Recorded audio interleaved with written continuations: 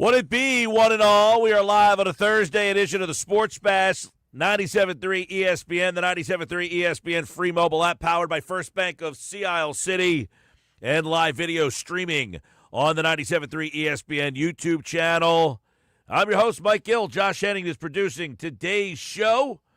You out there, we've got afternoon Phillies baseball. Some interesting stories from today's game we're going to get on here in just a minute. Also, Sixers with a bounce-back win, if you will, last night. You know, the 10 worst teams in the NBA, did you see this, Josh? The 10 worst teams in the NBA are collectively on a 44-game losing streak. They have lost 44 straight games. The 10 worst teams in the league have lost 44 straight games. The Jazz almost snapped that last night, but they found a way to be inept enough and lose that game to the Sixers, 106-102. I would like to know what happened to the guy who said tanking doesn't exist. Oh, he tried yesterday to say he still believes it doesn't exist, but at this point, you're just a troll. At this point, you might need to share whatever you're consuming, because maybe we all need it. Well, there's a whole website, Tankathon, that keeps track of this. Yeah. And they tweeted out, that the bottom 10 teams have lost collectively 44 straight games, which is crazy. And one of those teams, by the way, the Utah Jazz, they lost again last night to the Sixers, 106-102, in which, hey, do you remember on yesterday's show, there was a guy that I said that they should give more of a look to. And we talked about it with Paul Hudrick. And one of the guys that we said, look, he does something that nobody else on the Sixers really does, which is rebound and hustle. And then Paul Hudrick added to the conversation by saying another thing that he can do is make an open three. And we both outwardly wondered why Jabari Walker doesn't get more of an opportunity to get some minutes to show what he could do on a team that struggles to rebound the basketball and does not, have a lot of rebounding. And you saw last night, he gave him energy. He gave him offensive ability, 4 of 7 from 3, 22 points. But the 10 rebounds, the block and the 7 defensive boards, the 3 offensive boards. Forget the 22 points and the 4 of 7 shooting. It was the 10 rebounds and the hustle and the energy that he brought to the table last night that I thought was big. And, you take a look at him against Dominic Barlow. Barlow played 25 minutes last night. Jabari Walker got 28. It was almost as if Nick Nurse was listening to the show yesterday. And I said, I don't need to see Dominic Barlow play 30-plus minutes. He should be in the 18 to 25-minute range. Jabari Walker, same thing. Those guys are hustle guys. Those guys are intangible guys. Walker's a way better shooter than Barlow is. He's a better rebounder. The one thing Barlow does better is he's more athletic, so you kind of split those guys. And they did that last night, and they got a win, an ugly win, a much-needed win, a good game last night for Jabari Walker. Other than him, nobody really played all that well other than maybe Bona, I guess, if you want to give him a little credit. Bona played well last night, was efficient, 6 of 8 from the floor, had 5 rebounds, 12 points. The other guy that I would guess you would single out and say played pretty well would be Maxey, although he didn't shoot the ball all that well. He did have 25 points, had some tough shots late when they needed it. But how they found a way to win that game, well, you're playing Utah, who's trying to lose the game. By all intents and purposes, Utah's trying to lose. And you needed them to try to lose last night. You needed them to try to lose last night, and they did. And you got a win that you needed. And as Nick Nurse said after the game, I'll take them any way I can. It keeps you in the 6th spot. That win last night gets you in the 6th position. Keeps you there anyway. Still a game up on Orlando. Still a game up on Miami. And a game ahead, a half up on both Charlotte and Atlanta. The Eastern Conference is going to be very interesting. Down the stretch they come, right? What are the Sixers? 34 and 28 on the season. So, you've got 20 games left, 34 and 28. That would be 62. So you got 82, 20 games left in the year. You got 20 games left. There's going to be a lot of switching and moving. And think about this. Well, how many games did I just say they played? 62. Josh, you remember the rule that I put out there that you cut the season off at 70 games? I do remember that, yes. That means there'd be 8 games left to establish the playoff teams, which is not even a problem right now because right now in the Eastern Conference, you have 10 teams. The 11th team is 5 games out. So the 10 teams are pretty much established almost already in the East. But if you listen to my rule, the 70-game cutoff, you would have the 10 teams established after the next 8 games. And then you would go into an in-season tournament where you only play against teams in the 10 that finish in the top 10, and you would be playing for, your seeding spot. And you think about it, how about how crazy this will be down the stretch they come. Atlanta, Charlotte, they are tied. Can you imagine a game, Charlotte right now? Charlotte might be one of the best 6-7 teams in the entire NBA. Remember the Charlotte Hornets beat the Sixers? I think it was on MLK Day. They waxed them by like 50. And people are like, you lost to the Hornets by 50? Well, that Hornets team has turned out to be one of the best teams in the NBA the second half of the season. I don't think they're going to be a play-in team. So somebody's going to get knocked out of the play-in, and it most likely is going to be Philadelphia. If you can't win, now I get it. Last night, Embiid, Paul George, Oubre, and then VJ Edgecombe. You got 4 key guys out for you last night, and you found a way to win. I'll give you some credit for that. But those guys aren't coming back anytime soon. At least Paul George isn't. I don't know about VJ Edgecombe. He seemed to be okay last night, I guess. And then we never know about Embiid. Right. We never know what to think about Joel. He's in and out all the time. Right. So do I think the stability of the Sixers lineup between now and 20 games from now is going to keep them in the mix for the number 6 seed? No, most likely not. If I was to predict right now, I would think Charlotte gets out of the play-in and Philadelphia, at least Philadelphia, falls into the play-in. And you would have this interesting situation. I got to imagine if you are any of those teams in the top 4 right now, you are trying to avoid Charlotte like the plague. 100%. Nobody wants to get stuck playing that team right now. So that would be that. On the Western Conference side, same thing. The 10 teams for the playoffs are already pretty much established. Portland is the 10th seed. Memphis is, 6 games, it looks like, behind Portland for the 10 seed. So the 10 teams that will not make the playoffs, they are already established. And the 10 teams on both sides, so 20 overall teams will make the playoffs, 10 on each side. They are established. The 5 teams on each side that will not make the playoffs, they are established. So your 10 tanking teams have lost collectively 44 straight. Think about that. The 10 tanking teams have lost 44 straight games. And fortunate for the 76ers, they showed up on the night with half the team injured. It's crazy. I don't think I've ever seen that before. Todd Haberstroh put that out there. He had the tankathon stuff. Yeah. And I saw the tweet this morning that said they had lost 40 straight games. And then after last night, he said it's now up to 44 straight games. That's wild. It is unbelievable. How's that even possible? It's actually borderline impressive. It is. It's pretty impressive that you would lose. 10 teams could find a way to lose 44 straight games. That level of just poor. That level of, you're a failure. By the way, according to Shams, this is going to be a huge wrinkle in the NBA season. We're going to talk to Keith Smith about it coming up in about 20 minutes from now. Our buddy Keith Smith, of course, NBA analyst from SpotTrack.com, host of the Front Office Show podcast. According to Shams, it looks like Jason Tatum is going to play on Friday night. And how that enters into the fold. Boston is 20 games over 500. Into the fold, how it enters into everything. They are, the question I'll have for Keith is the intention that Tatum comes back and has a regular workload? Is he just kind of a part-time player, maybe off the bench?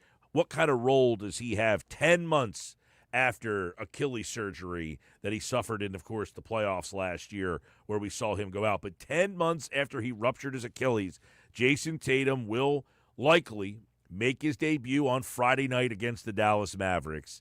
And that means Tatum's going to get, about 20 games to play in the regular season, which is a nice little chunk of games for him to be able to get his, feet under him a little bit. The other thing with the Celtics is that, Keith Smith, when I had him on a couple of weeks ago, he brought this up a show of other people on different shows. That team has really bought into Joe Mazzulla's message and his plan and his, the defense and everything. And so if Tatum comes back, I wonder what Mazzulla's plan is going to be for him. Like, do you put him right back in the starting lineup? Because you know what? You could make an argument to say, you know what, Jason, we love you. You're our guy. But we've been winning with the lineup as is. What if Tatum came in the 6 man off the bench? Well, and that's what I want to ask Keith. Like, is he going to have the regular workload? Is he just going to be kind of a bit player, a part-time player? Bill Simmons, listening to his podcast, he thinks that right now, with Tatum, definitively coming back, that he is now going to play, that we know, that Baylor Shireman, that they've been using him as like a proxy for Tatum, that he's been used in the Tatum role, and that Tatum will essentially take Shireman's role when he comes back. That's just standing in the corner, catch and shoot threes, so that he doesn't have to put the ball on the floor all that much and be Jason Tatum, but they've been incorporating Shireman as the proxy for what Tatum will do. So once they knew that Tatum was, in fact, going to come back, they incorporated Shireman into their offense. It's a pretty interesting take. If that is the case, then it just makes Joe Mazzulla even smarter. It makes him look even Well, he did better. go to West Virginia, so I can vouch that he's probably highly intelligent. Thanks. I appreciate that vote of confidence. 609-403-0973 on the White Horse RV text board. So the Sixers win last night. It gives them another day of one of the 6 playoff teams. But quite frankly, I don't anticipate them being a playoff team. I think they're a play-in team. And, if they are a play-in team, right now, the way I think it will finish, Detroit, Boston, New York, Cleveland, those 4. Who will be 5? Toronto is currently 5. I don't think they last. Philadelphia is 6. I'm not sure they last. So the question is, are there 2 teams in the bottom 4 that get out of the play-in? Here they are: Orlando, Miami, Charlotte, and Atlanta. Charlotte would be the obvious team to pick. I think Charlotte definitely gets out of the bottom 4. So the question is, who can they exchange Philadelphia with? or Toronto hold on? Now, keep in mind, Toronto's a game and a half up on Philly. And Toronto's also much healthier now than they were earlier in the year. So you got Toronto at 5, Philly at 6, Orlando at 7, Miami at 8, Charlotte at 9, and Atlanta at 10. If it just held like this the rest of the way, which I don't anticipate happening. So refresh me again. This thing has got a little wonky the way they do it. It would be Orlando plays Miami. The winner becomes the 7th seed. Right, and then the loser of that game plays the winner of 9-10. Of the Charlotte-Atlanta game to become the 8th seed. All right, so then you would be looking at... Right, so the winner of 9-10 plays the loser of 7-8. Right, to be the 8th seed. The 8th seed, yeah. Right. So let's say Charlotte won that and they're the 8th seed. Detroit has to play Charlotte in the first round. Oofed. I would bet against I know there's probably a lot of people listening who probably don't watch a lot or pay attention to a lot of NBA and are thinking, what the hell are you guys talking about with Charlotte?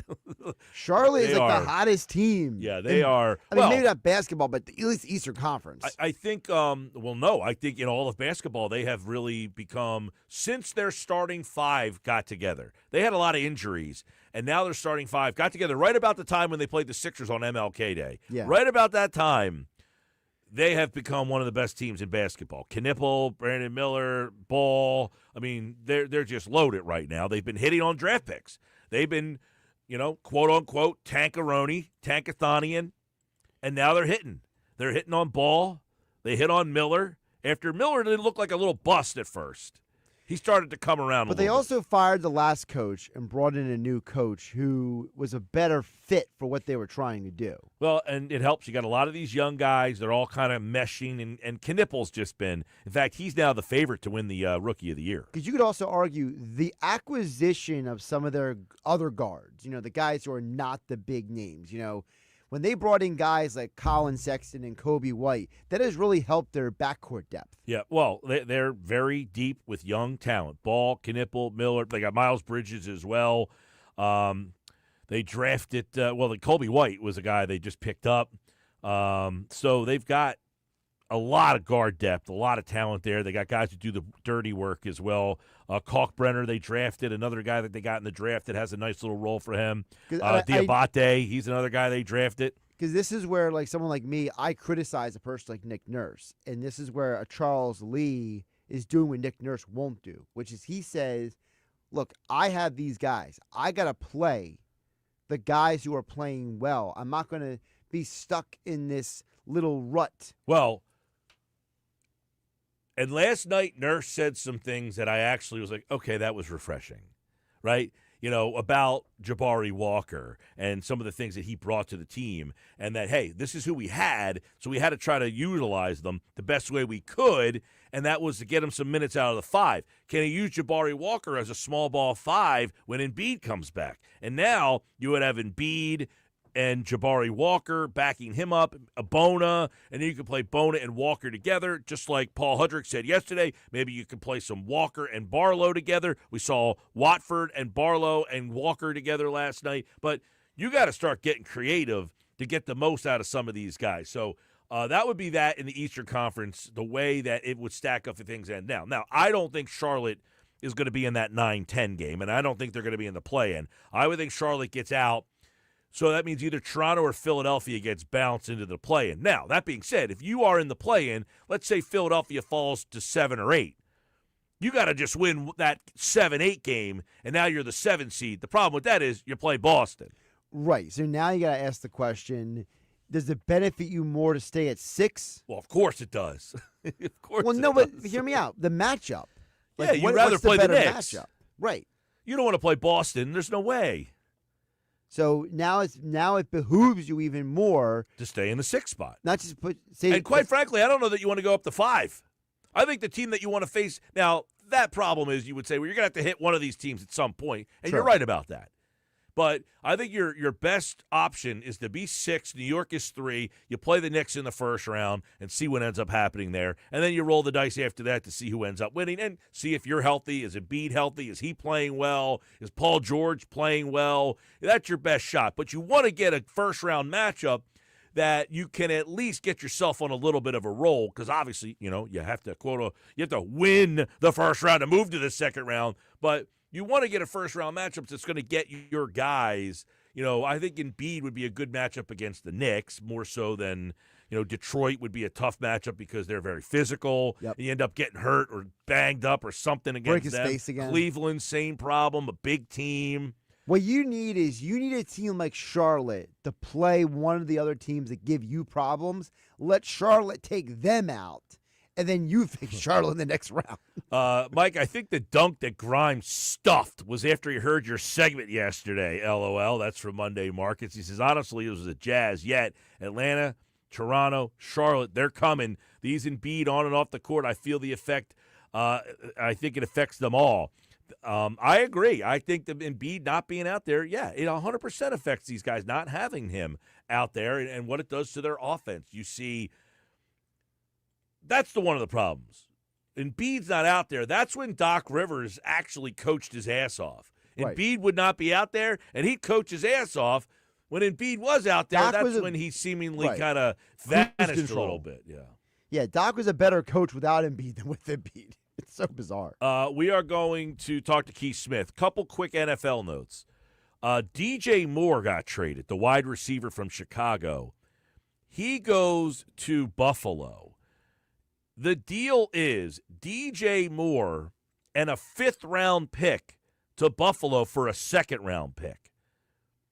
So let the speculation begin on what it would cost to get A.J. Brown. If DJ Moore is getting a 2nd-round pick, You have to get a first-round pick for A.J. Brown, right?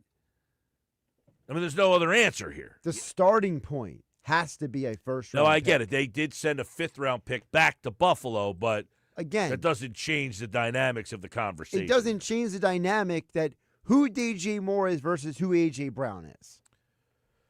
100%. I mean, DJ Moore, I'm surprised he got a second-round pick.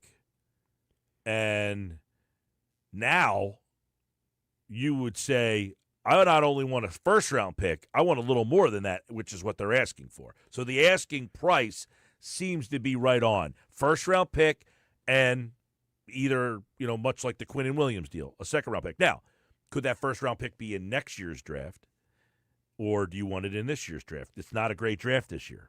Yeah, it's something that can be negotiated, obviously. But I would say, I said it to you before the show, and I would say it again now, the DJ Moore deal has done more to help the Eagles than any other move this offseason. According to reports, Jordan Schultz, and we're going to talk to our buddy Q Myers from ESPN Radio's Game Night later on tonight. Jordan Schultz is reporting that teams in the trade market have gotten a sense that the Raiders are open to the idea of trading Max Crosby, and it's only going to intensify, to which I opened up my X platform, and I see a tweet from Lane Johnson that has at Crosby Max with just a pair of eyes. What could that mean? Could mean anything. It could be they're going to an eye doctor. I don't like to read into social media stuff, but Lane Johnson sending the eye blinks to Max Crosby? What's going on here? I will say Lane has worked out with Max in the past. That sounds like a nugget. Maybe it is. Maybe it's not. We'll see what Nick Earnshaw does coming up on the show. Oh, man. I saw that. I said, wait, Lane Johnson, what are you doing to us here? But the DJ Moore trade today does confirm that I think Philadelphia, if they were to trade A.J. Brown. Now, Adam Schefter, he was on the Pat McAfee show today. McAfee said to him that, hey, it's going to take a first-round pick if the Eagles are willing to trade him. And Schefter responded with, not only will it take a first-round pick, he said, but I don't even think the Eagles are all that interested in trading him. So don't be surprised if, in fact, A.J. Brown doesn't get traded. But just to further the point, if, in fact, you have a situation where you are going to trade A.J. Brown, which I don't think they are or want to, after DJ Moore gets traded for a second-round pick, you would have to imagine that A.J. Brown would at least garner back a first-round pick. 609-403-0973. 609-403-0973. That is the White Horse RV text board. You can get on board by giving us a text on that number right there. I don't know. I definitely think that the A.J. Brown stuff, the Eagles, that DJ Moore trade has given the Eagles a little bit more of some hand, if you will. They have hand in the thing now all of a sudden. All right, when we go back, Sixers win last night. They have the 6th seed, but what does the Eastern Conference really look like?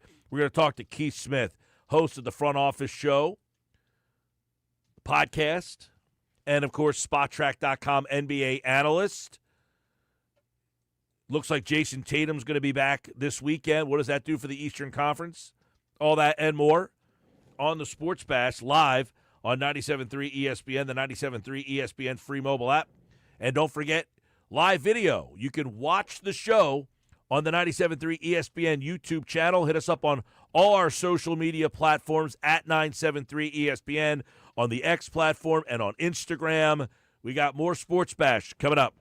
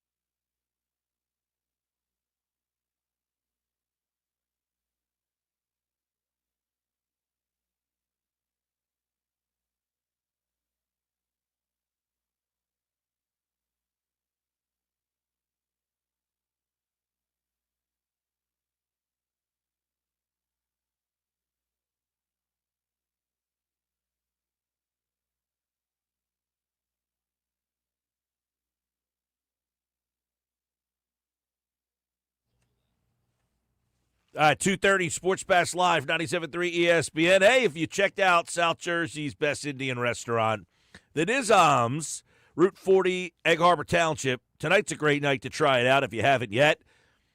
At the Nizam's, they believe that dining is more than just great food. It's the whole experience. Great food, great ambiance, excellent service, and they have it all.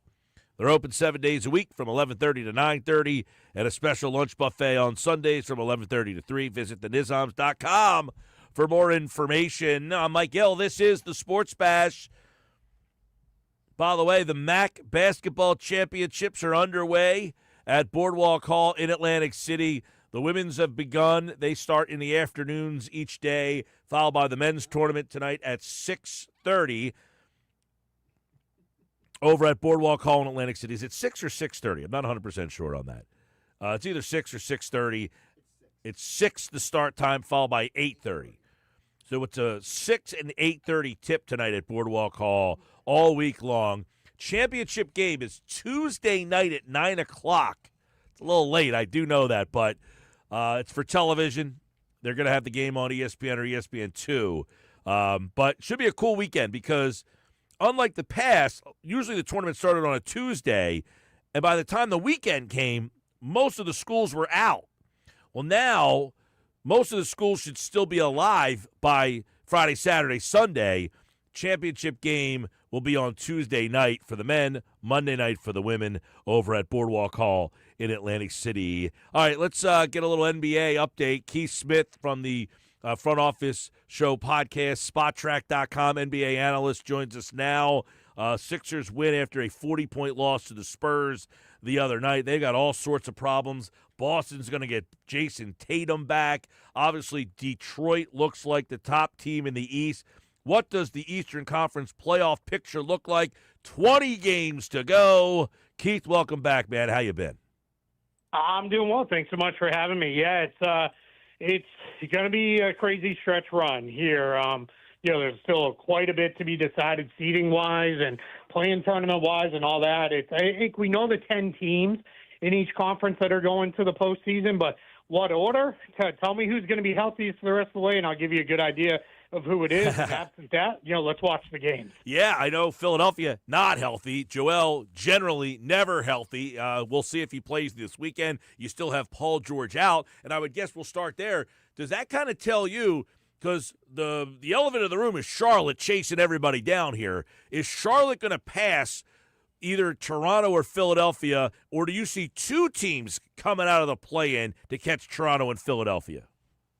Yeah, I don't know so much about Toronto. I mean, the Hornets are 5 games behind the Raptors in the loss column. Once you start talking about 5 games with 19 or 20 games to go, that really just becomes a math problem at that point. And it's really hard to make up that much time. Like, for example, if the Hornets needed to pass the Raptors, and we say, all right, the Raptors are going to play poorly and go 500, the Hornets need to go like 10 games over 500 the rest of the way, and that's probably not going to be how it plays out. So, but they're only a few games behind Philly.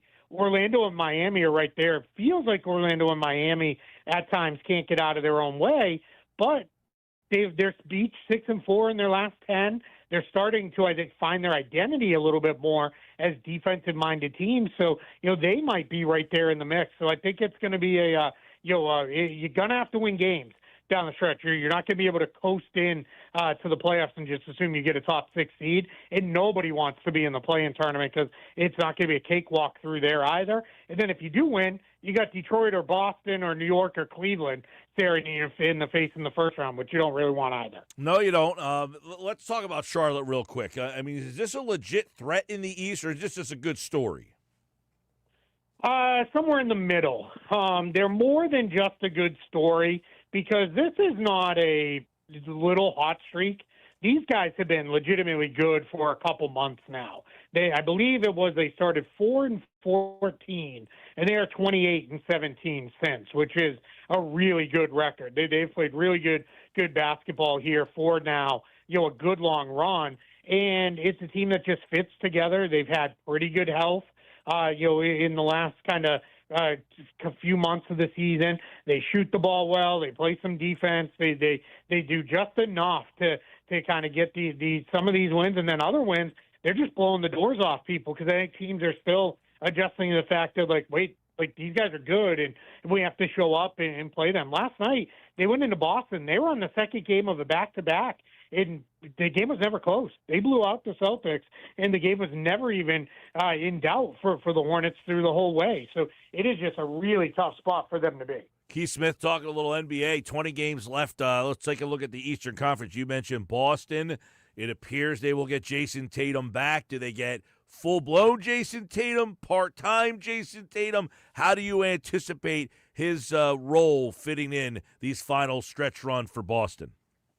Yeah, I don't think there's going to be any idea that this is all-NBA MVP candidate Jason Tatum coming back right now. That's just not realistic to expect. But if the Celtics can get him to be better than the guys who have been their 8th, 9th, 10th men this year, that's all they really need. They've got 20 games left, but they have 2 back-to-back sets.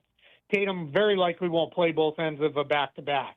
So now you're talking 18 games. 18 games over 6 weeks before we get to the playoffs.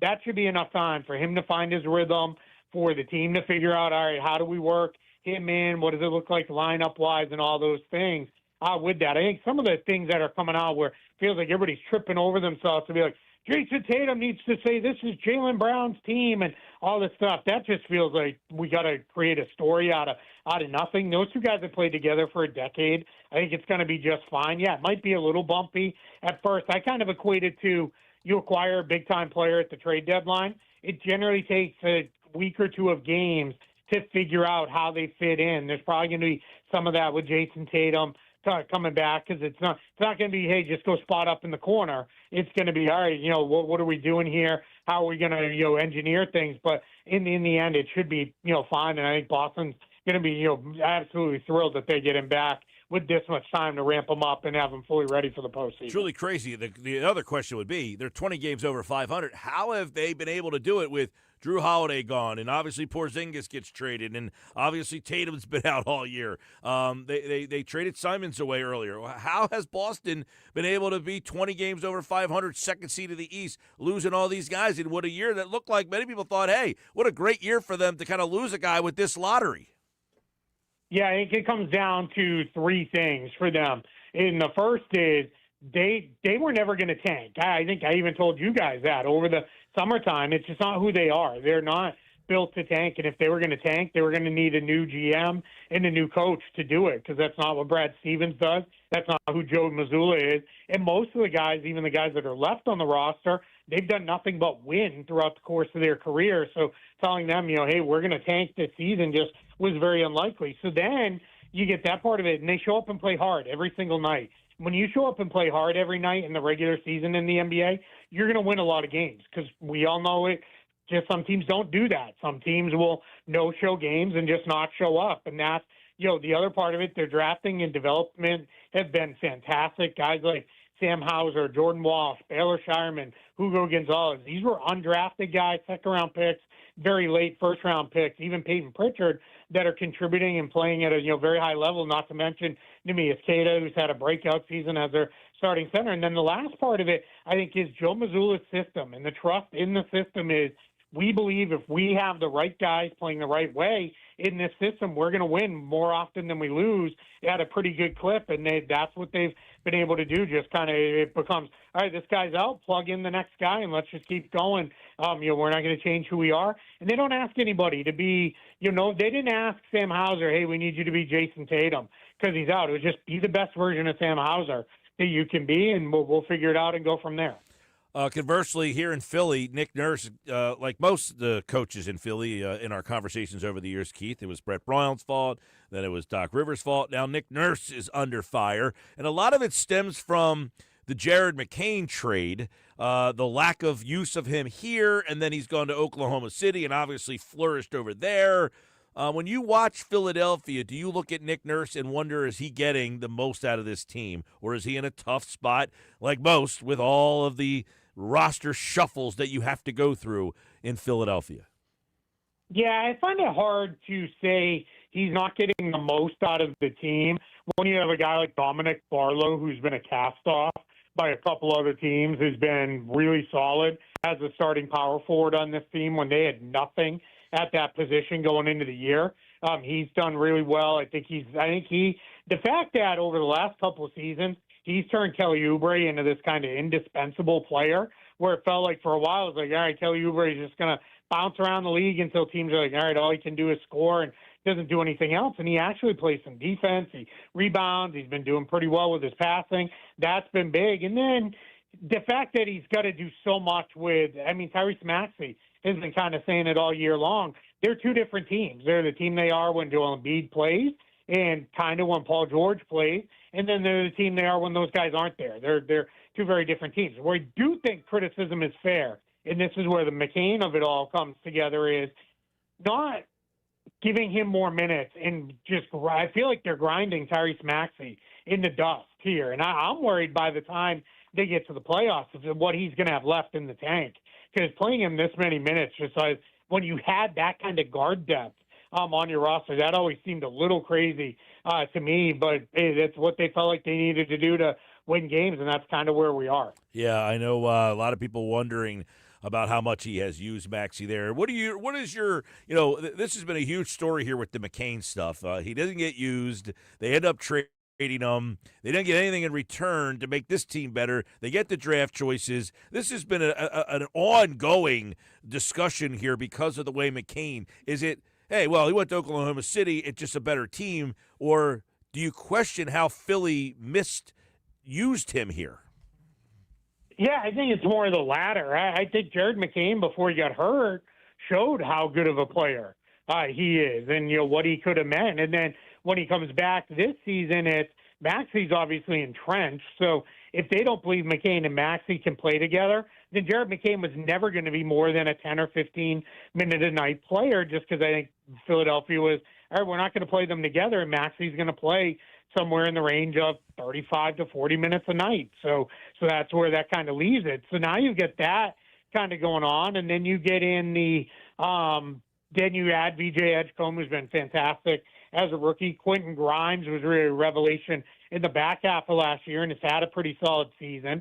I think he's number one in minutes off the bench for regular bench players. So it was just going to be really hard to get McCain any kind of minutes to show what he can do this year if you're going to play all those guys as much as you are. I think the answer was play everybody a little bit less and give those minutes to McCain.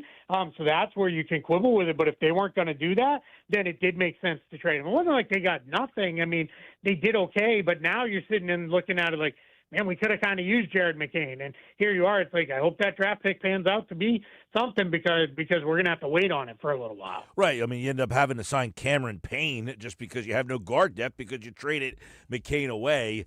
So we'll see. I know there was some reports yesterday that the Sixers did try to get involved on Kawhi Leonard. That would have been an odd situation too because, one of the reasons we talked about this yesterday, Keith, want to see what you think, is they were a really hard team to make a trade at the deadline. As you probably know, their salary structures, you have three guys making all the money. Nobody else makes any money. So to match salary, they really had a hard time making a trade of that magnitude. That's why, they trade McCain the day before for draft picks to try to use the draft picks to try to get something bigger, but there was just nothing out there to do. So it seems that was the Sixers were in a really tough spot to try to improve their roster based on the salary structures that they have.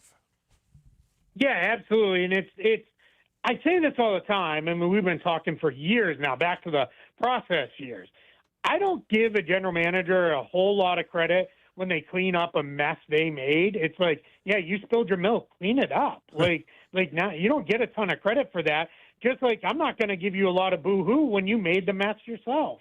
And they did it to themselves, right? Nobody told them you had to give Paul George this massive contract. And when they did, we talked about all the ways it could go well. And we've seen at times when it's gone well. We also talked a lot about Paul George tends to miss time. He gets hurt and he gets banged up. He's an older player. If this happens again, this is going to be a problem because we knew at that point Embiid's probably a 55, 60 game a year kind of guy left. And it's been one of those things where it feels like they've hit on some stuff. Edgecombe has been great. Barlow's been really good. Trendon Watford was a nice pickup. Getting Grimes was really good. But then they've missed on some of the other bigger stuff. And that's kind of put you in the spot where it is really hard to get much done. That feels overly meaningful. And then when you're working, I think at this point very clearly under a mandate of we don't want to pay the luxury tax, then that puts another barrier on it of you've kind of hard capped yourself at an artificial hard cap that you're not allowed to cross, and that's why all right, well we got to shed this guy, we got to shed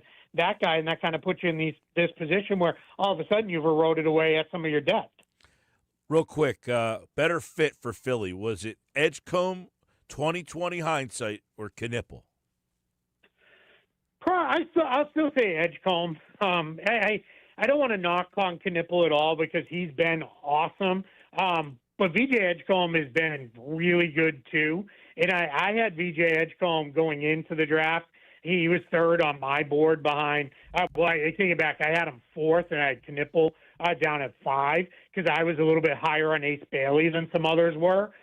So I really liked VJ Edgecombe coming in. I still think he's a really good fit. Now, where you could counter that is you already had Grimes and Maxey. Maybe Knipple could have come in and been that guy. But I think Philly was looking at it as, where are we going to work him in? Like he's going to be part of then it would have been like a 3-wing rotation with Paul George and Quentin Grimes.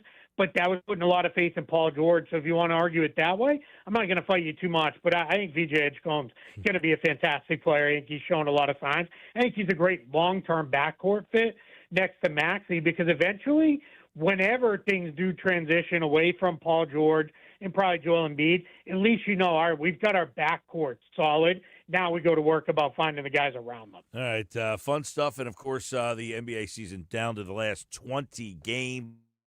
If they listen to my plan, Keith, you cut it off at 70. They're your 10 playoff teams. The last 12 games is the play-in tournament, and only playoff teams face playoff teams, and non-playoff teams face non-playoff teams. So the tanking teams can't tank. The playoff teams can't get, hey, they got stuck playing Utah, and I had to play Boston. You only play playoff teams, and you basically, wherever you are after 70 games, that's your last 12, and you figure out the seedings over the last 12. How do you like it? Hey, send it to Adam Silver and the Board of Governors because I think they're willing to listen to any idea. I think they're hanging up a sign that says no idea is too crazy. We'll listen to all of them as we try to figure out how to combat this tanking stuff, which quite frankly has been around for 40 years, but for whatever reason it's a problem now because somebody got angry. So well, you saw it is what it is. I think somebody put it out today. The bottom 10 teams have lost 44 straight games. Yeah, oh, it's really bad. That's bad. All right. Yeah, all right, really Keith, bad. appreciate it as always, pal. I thank you so much. I appreciate you having me. At Keith Smith NBA. Down the stretch they come. Looking forward to the final month of the season here. Sports Bash Live, 97.3 ESPN. All right, we got Nuggets at 3 today. Jeff Kerr, our Phillies insider, has some thoughts on the Phils down in spring training at 3:30. Football at 4. Q Myers, 4:30. Stick around. More Sports Bash coming up.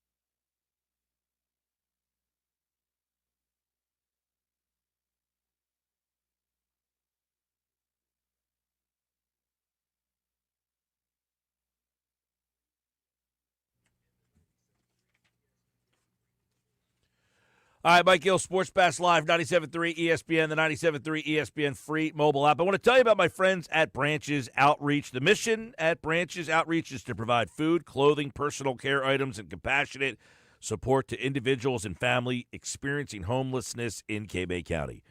In the past year, the Branches Outreach has welcomed over 10,000 guests into their outreach center. It's unbelievable. And served more than 12,000 warm meals for those in need. Imagine if you knew one of those people that did not have enough food to eat or a place to sleep during our winter that we just had. That's why they're asking for our listeners' help. If you're out there listening, the Branches Outreach is privately funded through your donations, and your support is needed year-round. Check them out on Facebook at Branches Outreach or visit them online at branchesoutreach.org to learn more.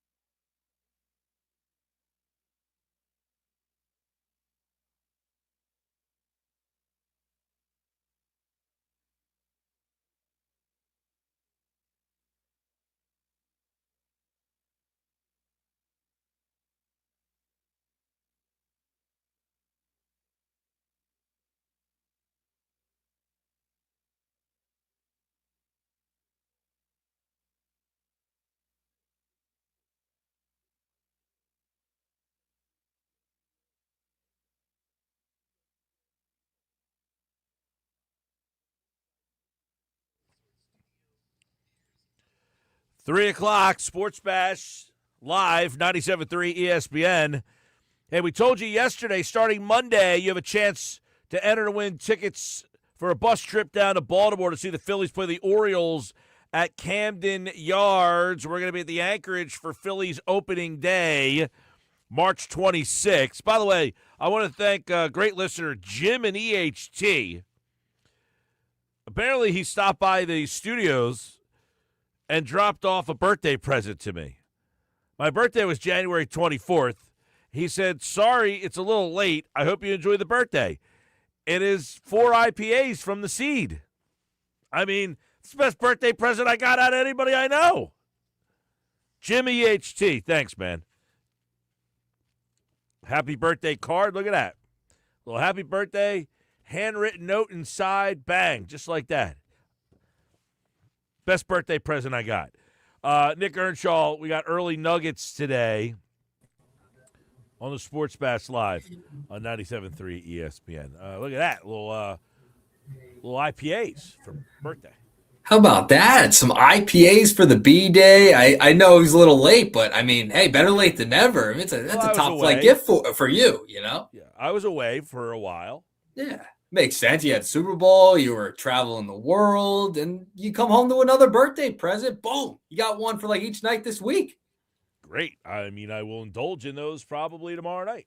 There you go. There you go. You gonna watch Sixers basketball with those? Do they deserve? I'm actually tomorrow night. Well, the Sixers don't play tomorrow. They play Saturday. I'm calling Blue Coats tomorrow night. Okay.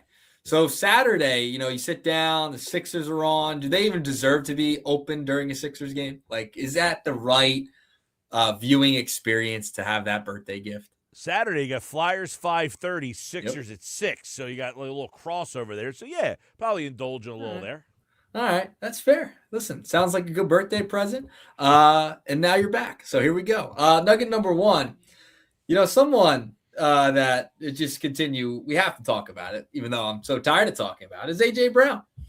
And there's just more and more things that just come out every single day about this entire situation, Mike. Entire situation. And Adam Schefter dropped a little nugget on the Pat McAfee show regarding A.J. Brown. Take a listen to this. Are you waiting for Josh to play an audio bite for yes. you? Because he's not paying attention.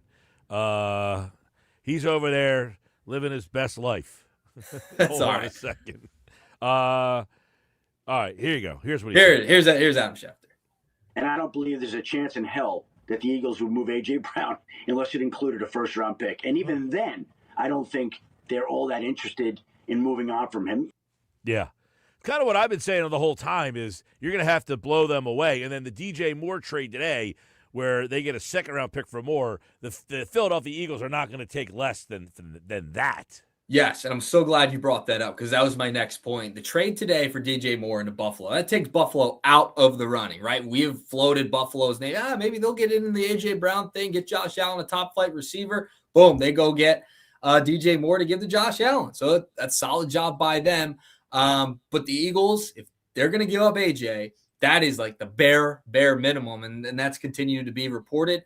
And that's what I think they need to get. They need to be blown away to give up AJ. And I'm glad Howie Roseman's hanging up the phone because they deserve to get a king's ransom for AJ Brown.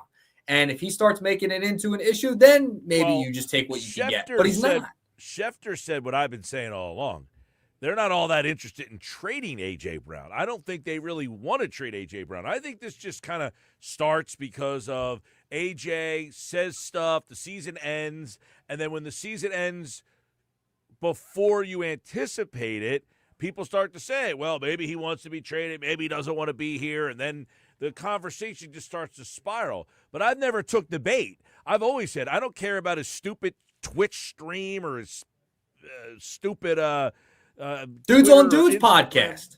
None of them. I don't care about any of that stuff. I take for face value that he wants to be here. The Eagles want him to be here. The only way they would trade him is if they got their socks knocked off, and that's it. I've been steadfast on that. And I've never said, I'm done with this guy. Get him out of here. Because I know there's people who are just sick of hearing this stuff from him. Those kind of things, I'm able to block out and separate. What do you do between the lines? That's what matters the most. What he does now, if he becomes a distraction that then carries over to the field, then that's a different situation. I don't think that's happened. I think AJ is we talked to Cooper and Reed Blankenship at the Super Bowl, and both of them said how much they love AJ Brown. I don't think this is a situation where he can't get along with people, they can't get along with him. I think this more had to do with he just wants a different role in the offense. Yes, he wants to be utilized. And I think there was a podcast, but it was Zach Berman and Peter Schrager I saw earlier today, that he wants to be a number one receiver. He wants to be the most dominant receiver ever. Like that's what he wants to be. And we know this. He posted on Instagram after the Super Bowl that he enjoys the ride. He likes dominating his opponent. And I don't know listen, he's an odd guy. All right. He's a little bit of an odd guy. We know this. But he likes to dominate. He wants to be the top dog, putting on a show, 100 yards, 2 touchdowns every single week. And you want that out of your receiver. I can't complain about that. Like, I like that mentality, but that's not really the way the Eagles operate. They don't need him to go out there and get 150 yards and 3 touchdowns. They don't necessarily have to win that way. They haven't. They have so many other things they built through the trenches, and they've run the football well. That is their identity, that it's been in the past that has won them games. But it's nice when you have a receiver and you can go down the field and have that luxury of an A.J. Brown. The Eagles just underutilize him. They could win more games if they used him more and put him in a position to dominate every single week. So I understand the frustration. Listen, it seemed like everybody was frustrated with the offense. Fans, coaches, owner, GM, quarterback, head coach, whoever. Everyone was frustrated with the offense. They have new blood in there. If I'm A.J. Brown, take another shot. One more year under a new offense guided by Sean Mannion. You brought in how many cooks in the kitchen now? Could it be too many? That's another question for another day. But give it a shot. And it kind of felt like that when he went on the podcast. If you want to take him at his word, it kind of felt like, I like Kevin Patullo, and we talked about it, but I don't think that was the right role for him. No, I mean, I think they did like Patullo, and I think they wanted it to work out, but it just wasn't working. That's why nobody really threw him under the bus. But I think the fact that he's gone has some people excited, and I think AJ's one of those people. I think AJ is now warmed up to, hey, I don't really want to be traded. I just didn't like the offense. You haven't heard him say anything really crazy this offseason. He hasn't been demonstrative like, hey, when am I getting traded? I mean, that thing with the Patriots with the little wink, that kind of stuff. People read that stuff. Much like today, Lane Johnson puts the eyes out for Max Crosby today, which is interesting. I want to definitely get more into this Max Crosby thing because there has been some reports that Dallas could get involved for Max Crosby. You can't let Dallas get Max Crosby. Nugget number 2 had to do with Max Crosby. So let's get to it, Nugget number 2. Trey Wingo put out a tweet today, Mike Gill, about an hour ago, just under an hour ago. He said, quote, "Things are moving fast, R.E. Max Crosby. Last night, Dallas thought they were close to a deal, but since then, other teams have raised the ante and potentially are offering the Raiders 2 first-round picks. Expected Dallas now to shift their focus to Trey Hendrickson." Well, I'll tell you what. The 2 first-round picks for Crosby I definitely think is interesting. We were talking about this yesterday on Birds 365. McMullen seems to think that Crosby has a lot of tread on the tires, a lot of wear and tear, and he's a little concerned about bringing Max Crosby in. But somebody texted in on the text board. I brought it up yesterday. What if you just said, and we're going to talk to Q Myers at 4:30 today. Love What Q. if you just did a swap of A.J. Brown for Max Crosby? Who says no to that? Yeah, I mean, I feel like that would be the only way to get an A.J. Brown deal done. Enough with the picks. Go get another superstar like Max Crosby, who wants out. Very kind of similar situation, even though the Raiders stink. Sorry, Q. But Max Crosby doesn't want to play there anymore. He doesn't really feel like he fits in there. And once out, it's heating up. The momentum is there. Why not just swap it? You have Devontae Smith. You can go get a Romeo Dobbs like we talked about earlier in the week, or draft another receiver. Fine, do that. And then you add a absolute stud of a pass rusher on defense, because you're going to lose guys on defense this offseason. You add that stud on the defensive line, that solves that problem.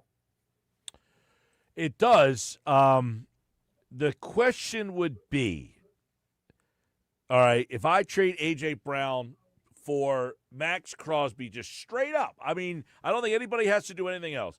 Nope. You're both getting like 28, 29-year-old guys. You flip them just back like this. And when they draft Mendoza, they have a wide receiver for him. Right. That works on the Raiders' end. It gives them a running back, it gives them a tight end, and now it gives them a top-level wide receiver. In return, Philadelphia gets, a top-level defensive end. I would imagine that means they don't get into the Jalen Phillips thing. Nope. And they can turn their attention to another spot on the defense. I definitely think it makes sense for both sides. I'm just wondering who would ask for something else, or who would say no, who would say, nah, that's not really what we're looking to do. But the reports about Max Crosby, about the trade talks intensifying, would they want picks or a proven player? Well, the Wingo report is the 2 first-rounders. That's what they want. They're looking ahead for their young quarterback to rebuild. That's what it seems like. I'm sure Q can speak to this later. I'm sure he'll dive very much deeper into it because he covers the team every single day. It seems like they want to kind of go in the direction of acquiring assets, developing players, and growing with Mendoza. I mean, that seems like that's the case they want to go in the route they want to go. But if you go get a top flight receiver, I mean, that helps your quarterback develop, right? You have Brock Bowers, who's an exceptional tight end. You have AJ Brown. You have a running back in Genti. I mean, they're all there, but the O-line's a problem. That's the issue. Do they want the picks and draft the weapons for Mendoza, or do they just want the one that's ready-made? Turnkey, Yep. AJ Brown, here you go. That's the question. And from the report from Wingo saying 2 first-rounders, it sounds like the initial one that you mentioned, is that they don't want the guy ready to go. They want to develop a whole core and nucleus out there in Las Vegas. Well, and listen, if I'm running the show, I understand wanting to get like a young receiver and a young quarterback and have them kind of grow together. But I also do understand the other side of it, of saying, if I bring in this young quarterback, I'd like to get him a wide receiver already in his prime that he can work with right away. Right. Yeah. Listen, that's the trade that would make total sense to me. Because both teams, there's a need for both. On both sides, both stars are kind of a little unhappy with how they've been utilized on both teams. It would just make perfect sense. We'll see how it shakes out. But I want to get back to kind of this nugget. It's kind of a nugget 2.1, okay? Wow. Part of this, And I was thinking about this earlier, and the Dallas thing really brings it up. Them trying to get Max Crosby. They thought they had a deal done. Did not happen. The Dallas Cowboys are locking in on the defensive side of the ball. They want to improve their defense. Do you know who the defensive coordinator is there now? Christian Parker. Christian Parker, yes. Christian Parker, former Eagle. He was on this coaching staff just last year. They poached him, okay? So, with that being said, how many Eagles could end up in Dallas? You have to worry about Nakobe Dean, Reed Blankenship, Jalen Phillips. And Christian Parker had a great relationship with a majority of guys on that defense. That is going to be a concern heading into the offseason, right? So that's why the Max Crosby to A.J. Brown thing, I don't think is too crazy, because Dallas seems interested in a lot of the Eagles players at this point, especially with the connection of Christian Parker. I will not be shocked if 2 players from this previous Eagles defense who are free agents, Nakobe Dean, Jalen Phillips, Reed Blankenship, end up on that Dallas defense. I wouldn't be shocked if it's 2. 1, okay, I can see that, but 2, I think it's going to get to that point. Oh, I don't disagree that I think Blankenship might be the most the highest percentage, because Christian Parker was a secondary coach, and you got Blankenship there. So he comes in and he can control and run their secondary. I talked about this with Moshe the other day. Talking to Reed Blankenship at the Super Bowl, you get the sense he does not want to leave Philadelphia. No.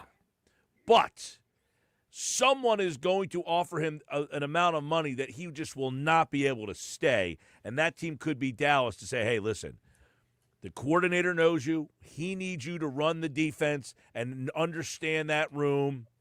And he wants some comfortability. He wants somebody that he has a comfortability with. So I would think Blankenship would be first on the list, Nakobe Dean would be second, and then Jalen Phillips would probably be third. Yep. I think that's a fascinating sequence that needs to play out this offseason. Who from the Eagles is going to end up on Dallas? I mean, it's a shame. It's a shame. And who do you feel like when we were out there? I felt like Nakobe Dean was more adamant about staying with the Eagles than Reed was. Like, they both wanted to be back, but it sounded like, even when I asked Reed, like out there, I'm like, you coming back? He's like, I want to be back. He said the same thing, like when he said on the air. So I got the sense when Nakobe was talking to you guys more so than Reed that Nakobe wanted to be back more. He was more adamant about being back. Yeah, but he also did add that he was excited about being a free agent and what that entails. I think every guy says, I want to be back. I don't think anybody says, nah, I don't really want to go back there. But you're right. I think Nakobe, he said it in our interview. He said it in other areas that he did want to come back. And I even asked him, well, you want to come back? Could you guys all coexist? And he said, well, we did it this year. Well, they didn't really coexist this year. Jahad Campbell pretty much got pushed to the side. Yeah, that's how it goes. And he's waiting in the wings. He's a cheaper option. Doesn't feel like Nakobe's going to be back. All right, final nugget. And I wanted to get to this yesterday. This is nugget number 3, not 2.2 or 2.3. This is nugget number 3 now. All right. At the Block spot, Sam Block from ESPN put out a fascinating series of tweets. And one stood out to me that I thought was awesome. It was keep 3, cut 9 sports events. Which 3 are you keeping? So I'm going to list them off for you. March Madness, NBA playoffs. Hold on. What is All it? right, go ahead. Keep 3. Yep, cut 9. So you just got to keep 3 of these. Okay. March Madness, NBA playoffs, WNBA playoffs, Stanley Cup playoffs, college football playoff, NFL playoffs, MLB postseason, College World Series, Wimbledon, World Cup, the Olympics, and the Masters. You can only keep 3 of those. Shout out to Sam Block. All right, March Madness. Yep. NFL. MLB. All right, I like it. That's pretty easy for me. I mean, I don't give two rats rear ends about the WNBA playoffs. Wimbledon, I don't care about. The Olympics, I didn't watch 1 second of it this year. The Masters, I like, but I don't need it. College World Series would be high on my list, but I don't have to have it. NHL playoffs, no. The next one on my list would likely be the NBA playoffs. Okay. So it would be NFL, March Madness, Major League Baseball playoffs. That would be the ones. So NBA out, WNBA out, NHL out, college football out. I can't read my handwriting here. College World Series out, Wimbledon out, Masters out, Olympics out, World Cup don't care about at all. And there's one other one. March Madness you're keeping, WNBA playoffs, Wimbledon, World Cup, the Olympics. Did you have the World Cup on there? Yeah, I crossed them out. My number 1 seeds of crossouts were World Cup and WNBA. Okay. Yeah. I don't know that I've ever seen a WNBA. Yeah, you got all of them. I think you got all of them. All right. Yeah, this one's MLB. That's what this one is. So 1, 2, 3, 4, 5, 6, 7, 8, 9, 10. There was 12 in all? Yeah. Yes. So there you go. March Madness is in. NFL is in. MLB playoffs are in. My number 4 seed, first bubble team, first one out, NBA playoffs. I would go. This one's so hard. MLB in, NFL in, and then this is third one's killing me. I love March Madness. What was your first one? MLB? MLB. Okay. Love the baseball. Then NFL. NFL. I've been pondering this for 2 days and I still can't figure it out. I do enjoy the NBA playoffs, especially when it gets closer to the finals. I like the NBA playoffs too, but I don't like it more than March Madness. I do like March Madness. I love the brackets. I love the Masters too. Can I cheat? Am I allowed to cheat on my own thing from Sam here? Do we put it out? Oh, I'll go March Madness. I'll go NBA playoffs. Now, I bet you Josh would go. Josh, would you go college football, NFL football, and maybe hockey? Would that be your third? This is really tough for me because I do love football so much.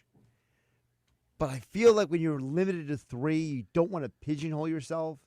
So, and I love college football, the regular season, probably a little more than the postseason at this point. Oh, wow. So for me, I went NFL playoffs, March Madness, NHL playoffs. Wow. I'm a little surprised by that one. All right. Well, the people out there listening, you can text in on the White Horse RV text board. Those are the 9 events. Which 3 are you keeping? Can I say really quick? Which 9 are you cutting?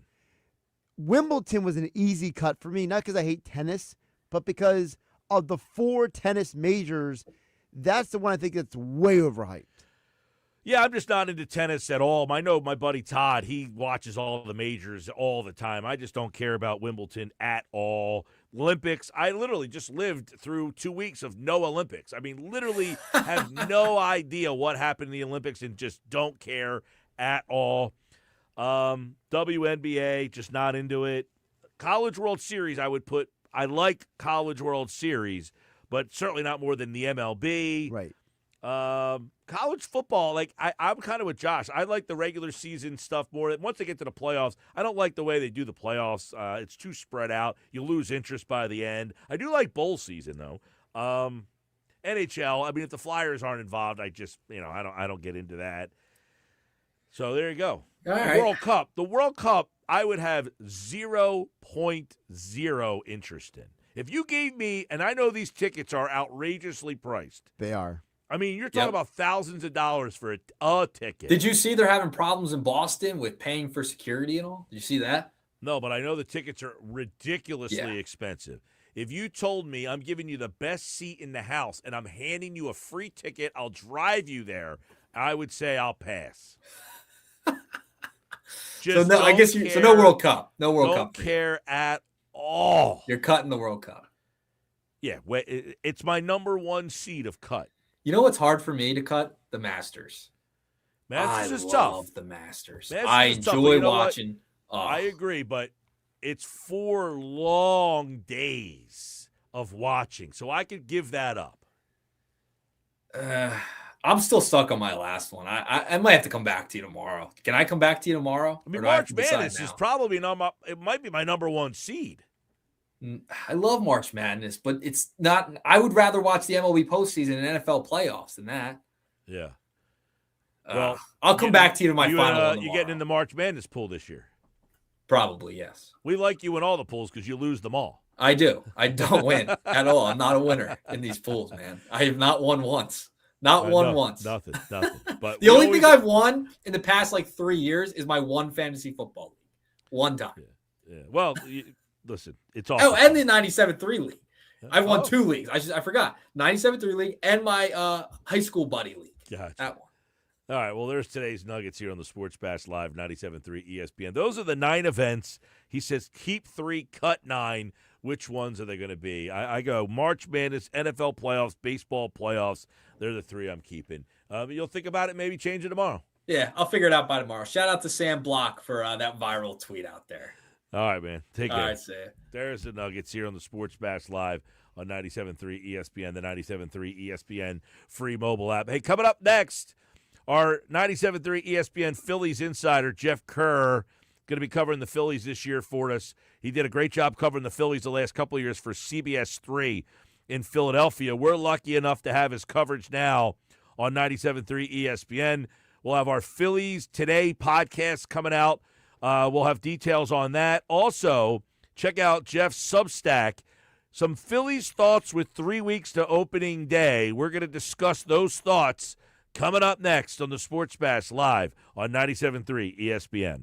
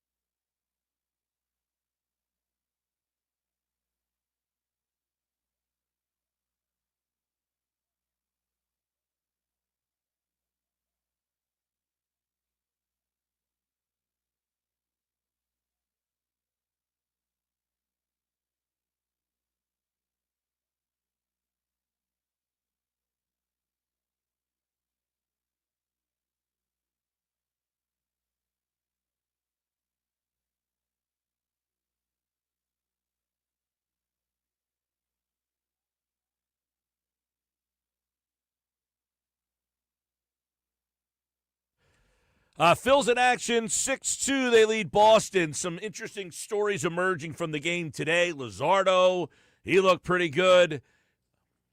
Chase Sugar coming out of the bullpen. Does he have a shot? Looked pretty good today coming out of the pen. Who are some of the battles there? Jeff Kerr, 97.3 ESPN.com, Phillies Today podcast. We're going to be cranking that up starting on the 23rd. Will be the first daily podcast called Phillies Today. Make sure you check that out.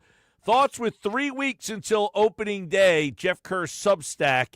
You can check that out as well. Follow him on X at Jeff Kerr PHL for all the Phillies coverage this season. And, of course, he'll be a part of the show, big part of the show this year for Phillies baseball. And, by the way, as we're having this conversation, Jeff Kerr, I just got an email from the Phillies for regular season credentials. Jeff will be covering the Phillies at Citizens Bank Park this season. And he joins me now with another look at the Phils this week. What's going on, Jeff? Mike, what's going on? Just following along on the box score here. Got the game on the television. We're getting close, my friend. 3 weeks away. We are getting close, and you wrote about it at your Substack about a bunch of different storylines. I want to get your thought first on what we saw from Aaron Nola yesterday, and if there's any indication from what we got there. You know, we talked about Painter in the podcast on Sunday, and he looked pretty good, and that gave us a lot of hope that he could maybe, exceed expectations this year. What about Nola? He has pitched twice this year now, and he's looked pretty good. Yeah, Mike, that fastball is definitely way up from what it was last year. And I remember when I was down in spring training, we were kind of talking about, is he okay? Like, his fastball's down, and you try not to overplay it, but if you're going to overplay it's down, you should probably overplay it's up, right? Because that was a precursor to the terrible year he had last year. And look, and I've said it before, if someone would have told me Aaron Nola would be as bad as he was and the Phillies would have been in first place in July, I would have laughed at you. But they were in first place in July, and he had a 6 ERA, and he missed 2 months. So, yeah, this is a very encouraging sign for Aaron Nola. The average speed for average velocity, I should say, for his four-seam fastball is up. His fastest pitch is at 93.9 miles per hour. His sinker's going well. He's thrown his 5-6 pitches. Aaron Nola's looked pretty good, and I think a lot of it, Mike, has to do with he's pitching for Italy in the World Baseball Classic, and he wants to pitch well. So even when he came back last year and pitched late in the year and then into the playoffs, remember, he did pitch a playoff game. And look, that playoff game, they couldn't wait to get him out of that game. I mean, they were like praying to get him through 2 innings. Do we think that he's a better version than the guy we saw late in the year last year that, quote-unquote, was healthy? Yeah, I think so. I think last year was just a total wash. You were just trying to get innings out of Aaron Nola at that point. I think you can get the number 2 starter that you've seen out of Aaron Nola. And, Mike, it's funny. On social media, there's a lot of jokes about this is an even numbered year. So that means Aaron Nola is going to be good. But if you look at his numbers on the back of the baseball card, the even number years, he's really, really good. 2024, he was good. 2022, he was good. It's just kind of funny how that always seems to shape up for him. And he really wanted to have better command of his fastball, have a higher velocity on his fastball. That was his goal this offseason. And through 2 spring training starts, I've been impressed. Yeah, I was actually we were talking about this yesterday. Like, what if you do get a top level Aaron Nola? Not, I didn't realize he finished in the top 15 Cy Young 3 times. So, what if you get a guy who's, a back-end Cy Young candidate, as he's been multiple times? I think that's very interesting there. What'd you think of Luzardo today? Luzardo pitched so well. He's talking about if Venezuela needs him in the WBC, that he feels like he's ready to go help them out because he wanted to stay here to try to get ready for the season. And now it looks like he feels like he's already ready for the season. Yeah, watching those 3 innings, I don't blame him, right? Venezuela wants to give him a call to start. I think it's all contingent on how far Venezuela goes, right? If they can get out of pool play, I would expect Jesus Luzardo to go pitch for him because why not? You get an opportunity to pitch for your country. You get to do this. It's only once every 3 years you have the World Baseball Classic, but just look at the box score now. 3 innings pitched, 2 hits, struck out 5. I mean, he looked like postseason Jesus Luzardo, did he not? I thought he looked excellent today and throwing 98? Yeah, I mean, look, you take away those 2 starts last year, Jesus Luzardo had an ERA between 3 and 3.5. He was really good for the majority of last year. And I think that's what the Phillies got to avoid this year. How you can get the bad stretch from Jesus Luzardo out of the equation. Because if that June and early July is gone, Jesus Luzardo's top 5 in Cy Young voting. Check out Jeff's Substack at jeffdkerr.substack.com for his thoughts on the Phillies all season long. We talked about Aaron Nola. Let's go to Justin Crawford and what he brings to this team and what you've seen from him from spring training. Because I got an interesting question about Crawford that I want to ask you. But first, I want to get what you've seen from him so far. Basically the same player I've seen the last couple of years in Reading and Lehigh Valley. He's fast. Look, his bat speed's incredible. He's got gap-to-gap power. He's not going to wow you. He's not going to hit home runs or anything like that, but he hits for average. I mean, look at today, for example. He has a runner on third base, and he hits a ground ball between first and second and gets the run in. Like, those are little things you need, and he broke up a double play with his speed today.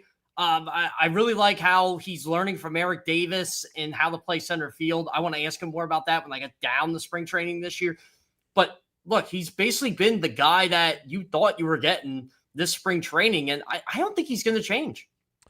The one question I wanted to ask, okay, he hit 340 last year at spring training. Yeah, something like it. Or spring training or in the regular season? Not spring training, during at AAA. Yeah, 334. 334, okay. So what's the expectation? If you hit 334 with a 411, I think, on-base percentage, what does that translate to? What are you hoping for? 270, 280? Like, what's the number that you say, if he's there, I feel like that's where he should be? I think the expectation would be 270, 280, right? And, I kept saying to myself the last couple years, well, he hit 310 in Jersey Shore. He's not going to do that in Reading. He'll go down to 10. Nah, it went up. He's not going to do that in Lehigh Valley. Nah, he decides to win the International League batting title. I don't think he's going to hit 334 in the major. No one does that anymore. The National League batting champion last year was Trey Turner, and I think he was the only hitter who ended up hitting 300, right? He was like 304, 305, something like that. And that's what I was going to say. The batting title was 304. Do I think Justin Crawford's coming up and winning a batting title as a rookie? I think that's pretty far-fetched. Oh, it is. I mean, we might as well say Andrew Painter's going to win the Cy Young if that's the case. But 270, 280, yeah, I think that's reasonable. I think having an OPS of what would you say a good OPS is for him his rookie year, Mike? 750, 800? I was going to say right in the 757, somewhere in there, 750, 770 in that range. Yeah, that's basically what you would get out of Harrison Bader if he played the full season, assuming Harrison Bader was still the same player that he was the last 2 months. You're not getting as good of a defender as Harrison Bader is, but for a 22-year-old, his rookie year, I would take that. So you're going 270-ish, somewhere in that range. What was the on-base? Around the OPS around 750, 800. Okay, and his on-base, he was 411 at AAA. How about 350? That's what I was saying. If he's in the 350 range, about 275, the question is 275, 350 on base, 750 OPS, what kind of impact is that? Don't know, but he's certainly not going to be 330 with a 411 on base at the big league level, I would imagine. No, not at all. And that's what I wrote about today. Like, I decided to do some digging and looked at the Phillies' production out of the 9 spot last year. It was 246 batting average, 701 slugging. 701 OPS. So that's already up, assuming Justin Crawford's going to be the 9-hole hitter for you every single day in the lineup. And I actually had a fan present this question to me. What if he does hit? Does he go to leadoff at any point during the season, or do you just keep him down there? We've had a lot of people texting us wondering, hey, if he's hitting the way that he's hit throughout his minor league career, is he a candidate to hit 1 or 2? Like, big picture, long term, is that where they want him in this lineup? I think big picture, long term, yes. But I think this year it's you get on base, you set the tone for Trey Turner, Kyle Schwarber, and Bryce Harper. Bryce Harper and Kyle Schwarber, because that's going to be a top 3. And look, you can find a way to get Justin Crawford and Bryson Stott on base when those guys are up. This team is going to score some runs. All right, Jeff Kerr, of course, will be covering the Phillies all season long, 97.3 ESPN.com. You talk about, these bullpen. We just saw Chase Sugar throwing today. You got a bunch of guys who have interesting, You've got Pop, who doesn't have any options left. McCanchley, who is a Rule 5. You've got guys like Tim Meza, who were here last year and made the playoff roster. Sugar, Bryce Wilson. Is there anybody else, though, that we should be keeping an eye on? Or what are you making of that bullpen battle? Because there's a lot of intriguing names. Is there anybody, though, that the fans should watch out for? Well, you mentioned Pop, right? And I just want to point this out. Pop is going to make $900,000 guaranteed. So he's going to get every opportunity in the book. I do like Sugar. I thought he pitched well last season before the Phillies acquired him. We talked about Kyle. An inning and a third today with 2 strikeouts, so he looked good. Yeah, exactly. And I think Sugar's right in the mix here. I'm not as high on McCambly. I think he's had command issues. I think he'll be sent back to the Marlins because you can't keep him in the minors unless. I know there's a way you can keep him, but I don't think they're going to do that. Well, I think you got to offer him back to Miami, and then they pass. Yeah, exactly. And I don't think they're going to do that because they'll look at him as, well, we didn't want to get rid of him. Well, they didn't want to protect him, but if you can get him back, you get him back, right? But what about Alex McFarlane, Mike Gill? And I'm not saying Alex McFarlane's going to make the opening day roster because he's not. He hasn't been past Jersey Shore yet. But this guy throws 97, 98, 99, and has just been electric since the Phillies moved him into the reliever spot. And remember, he pitched I think it was either a no-hitter or a one-hitter last year. I can't remember off the top of my head when he was a starter, and the Phillies converted him because they have enough starting pitching depth, at least in the majors. So they go ahead. What happens then? You talk about McFarland. What happens with like a Seth Johnson? Is he still in the bullpen mix? Do you convert him back to starter? Because now this organization all of a sudden lacks organizational depth in the starting rotation. They moved Johnson as a starter to the pen because they needed guys last year, and he really hasn't helped out at the big league level like I think they thought he would. Yeah, he can throw hard. And look, you're going to have guys down there, right? You know, if Pop does accept his minor league assignment, which, again, he gets $250K guaranteed if he does. I think that's the contract. So you got Pop in there. You got, say, Shugart doesn't make it. You got him down there. There's going to be room. There's going to be room in this bullpen. I'm looking at Lehigh's starting rotation now. So you got Bryce Wilson. I'm assuming he's going to be in it. Alan Rangel is going to be in it. Gene Cabrera is going to be in it. So that's 3 there. Yeah, you're going to need some depth. I don't know if they moved Seth Johnson up. I have to look. I think they signed a couple guys late, like right before spring training that will probably be in Lehigh's rotation. It's not a guarantee yet, but that's going to be intriguing too when I get down there. Seeing minor league camp, seeing how everything kind of shapes up there. Because those minor league games are probably the more intriguing part. And sometimes they are. Yeah, and I don't know who's going to get sent down yet because it'll probably be next week when they start kind of trickling down to the 26-man roster. Jeff Kerr, by the way, when will you be in spring training? What games are you covering? So the 15th and the 17th for certain. I hope to be in Lakeland on the 16th. I think I'll be fine. I've never been to Lakeland. Me neither. Tigers home base for spring training. All right, so Jeff will be down there about the same time I'm there. I will be there the 16th to the 22nd. I'm going to games on the 17th and the 20th, the 2 games that I will be at. All right, Jeff, let me get your thoughts then on Aiden Miller. Some people a little concerned about the news about his back. We have not seen him in these spring training games. Is it time to worry? I'm not worried yet. I'll be worried if he misses a month of the regular season. Look, I think this is the best thing for him. I think you got to be patient with Aiden Miller. I didn't think he was going to make the Major League roster to begin with. I think they always want him to start in AAA. I don't know if he's going to miss the start of the AAA season or not. I'm concerned about the lingering effects of the injury, but the totality of it, I'm not. I think they just got to get him right and get him back swinging and go from there. You know, see how he responds in minor league games, and if he stays up, plays some major league pitching here over the next couple of weeks.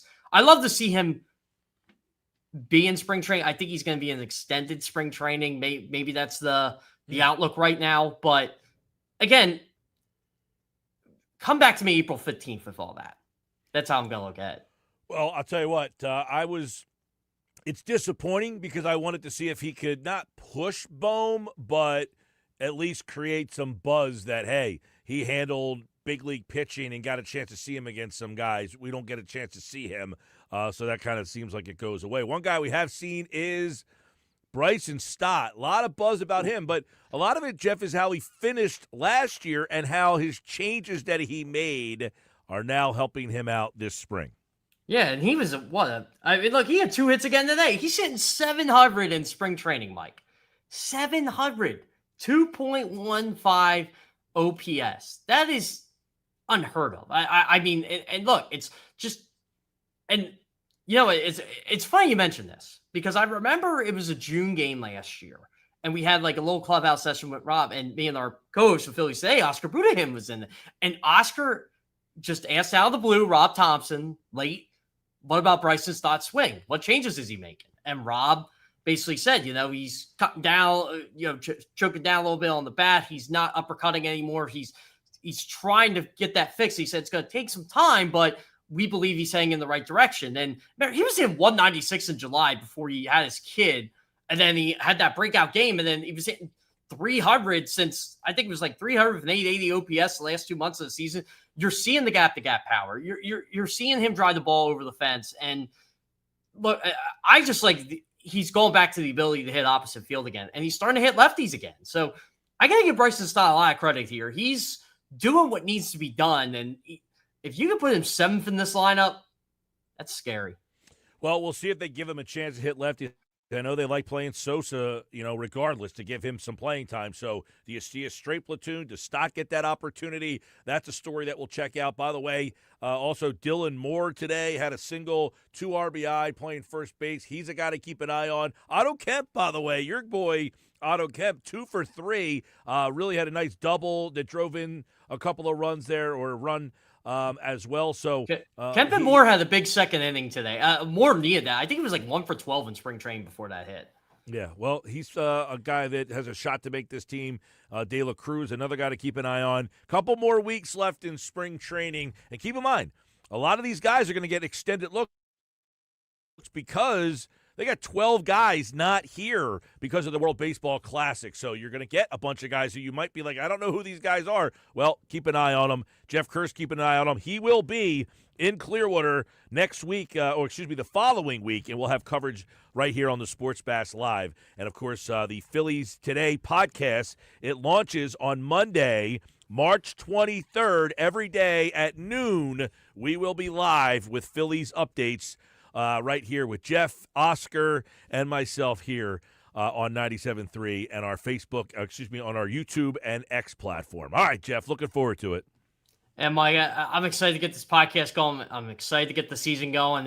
I'm really excited to go to Florida at this rate. I am too, but I looked at the weather for the week we're down there. It's supposed to chill you off a little bit. That's okay. Not a fan. Yeah, it's still gonna be warmer.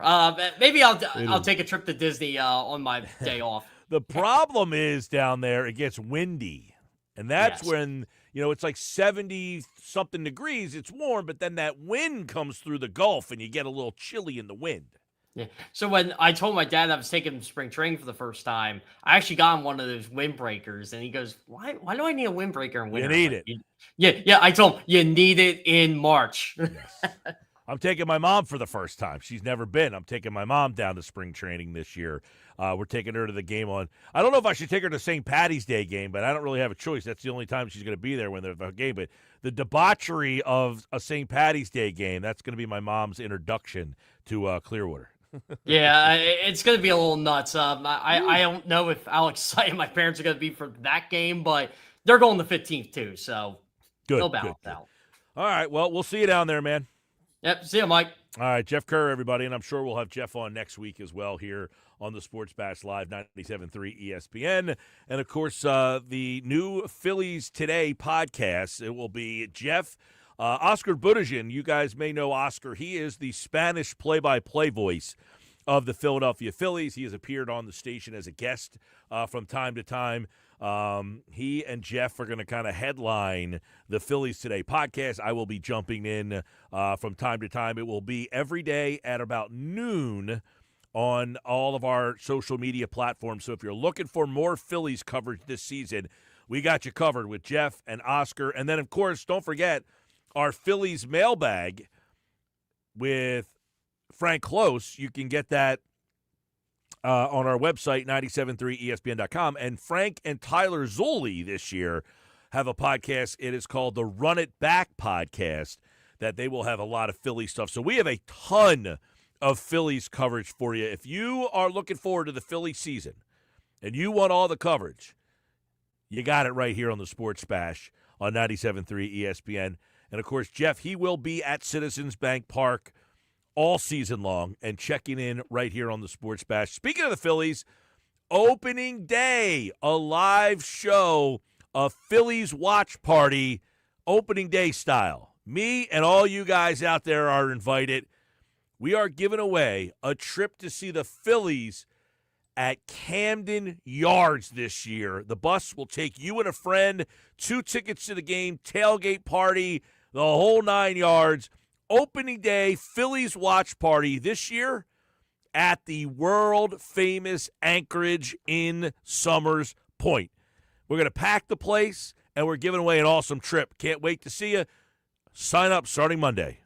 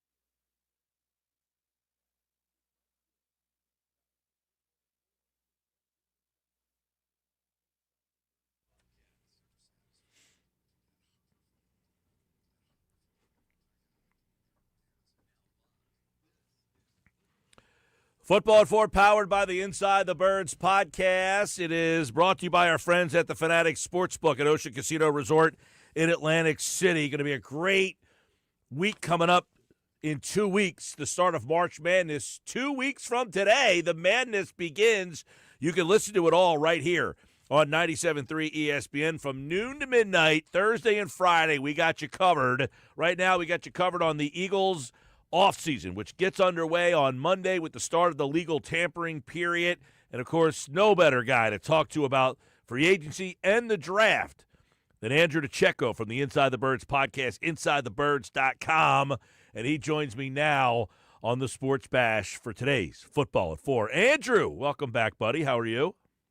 What's going on, Mike? Yeah, the month of March might be my favorite month on the sports calendar. Yeah, we're ready to go. I mean, March Madness, we just were talking about our favorite events. March Madness would be number one. The NFL playoffs would be up there. Draft season. I love talking to you about the draft, but we do have the start of free agency and all this A.J. Brown stuff.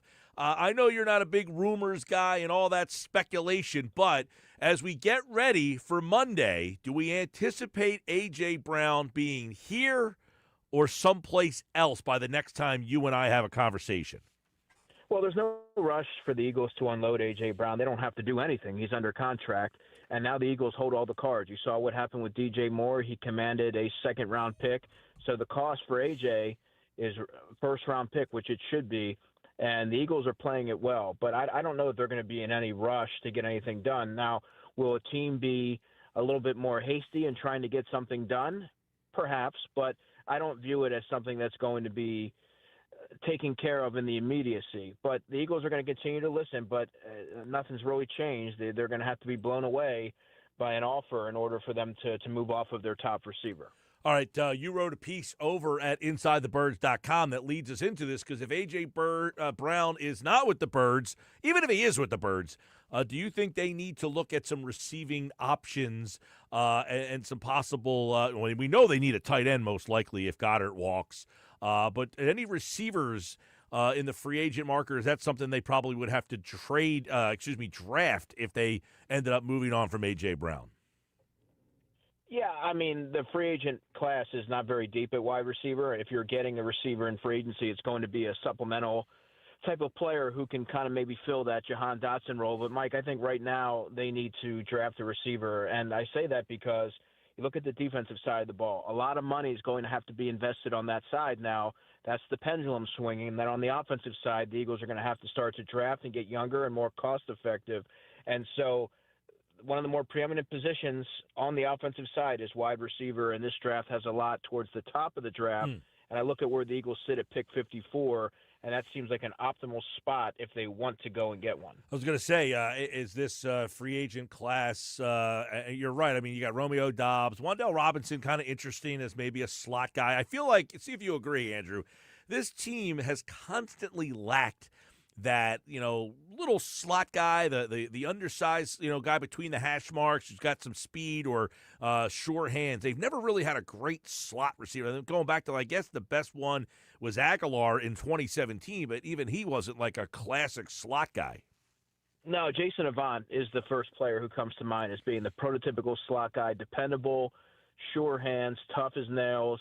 But, yeah, they don't really have that short area quickness, inside receiver guy like maybe the Patriots had with Danny Amendola and Wes Welker and Julian Edelman. But I don't know that this offense requires a player like that. I look at someone like a Jalen Naylor, who is with the Minnesota Vikings for at least a few more days, and 5'11", 200 pounds. He was obviously not going to see a healthy amount of targets given that they have Justin Jefferson and Jordan Addison, but he's tough.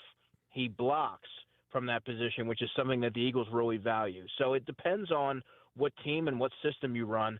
But what the Eagles have proven over their time with Nick Sirianni is that they really value that blocking type of wide receiver who's going to do the dirty work and free up teammates to do some things. So I would look for that as well. But I'm also curious because the Eagles don't have a manufactured touch player. Right. And they probably imagined they were getting that in Anais Smith a couple years ago, but that never panned out. And so I look at someone like an Omar Cooper out of Indiana, who probably his stock is rising, But if the Eagles want to get him, they're going to have to be aggressive. But he is someone who gets a lot of yards after the catch. You can find creative ways to move him around formation to get him the football. They really lack for a player like that. And in fact, there is a pro day going on today, and it's Navy, and there's a player by the name of Eli Heidenreich that is a wide receiver, running back, 5'11", 198 pounds, thereabouts, had 77 carries last season for almost 500 yards. Last year had 51 catches for nearly 1,000 yards. So he's sort of a dual threat who's going to go on day 3, Eli Heidenreich. So I'm curious to see what his numbers come back as now, today. Omar Cooper for you, he's the wide receiver out of Indiana. Would he be a guy at 23 that you would have to get him there?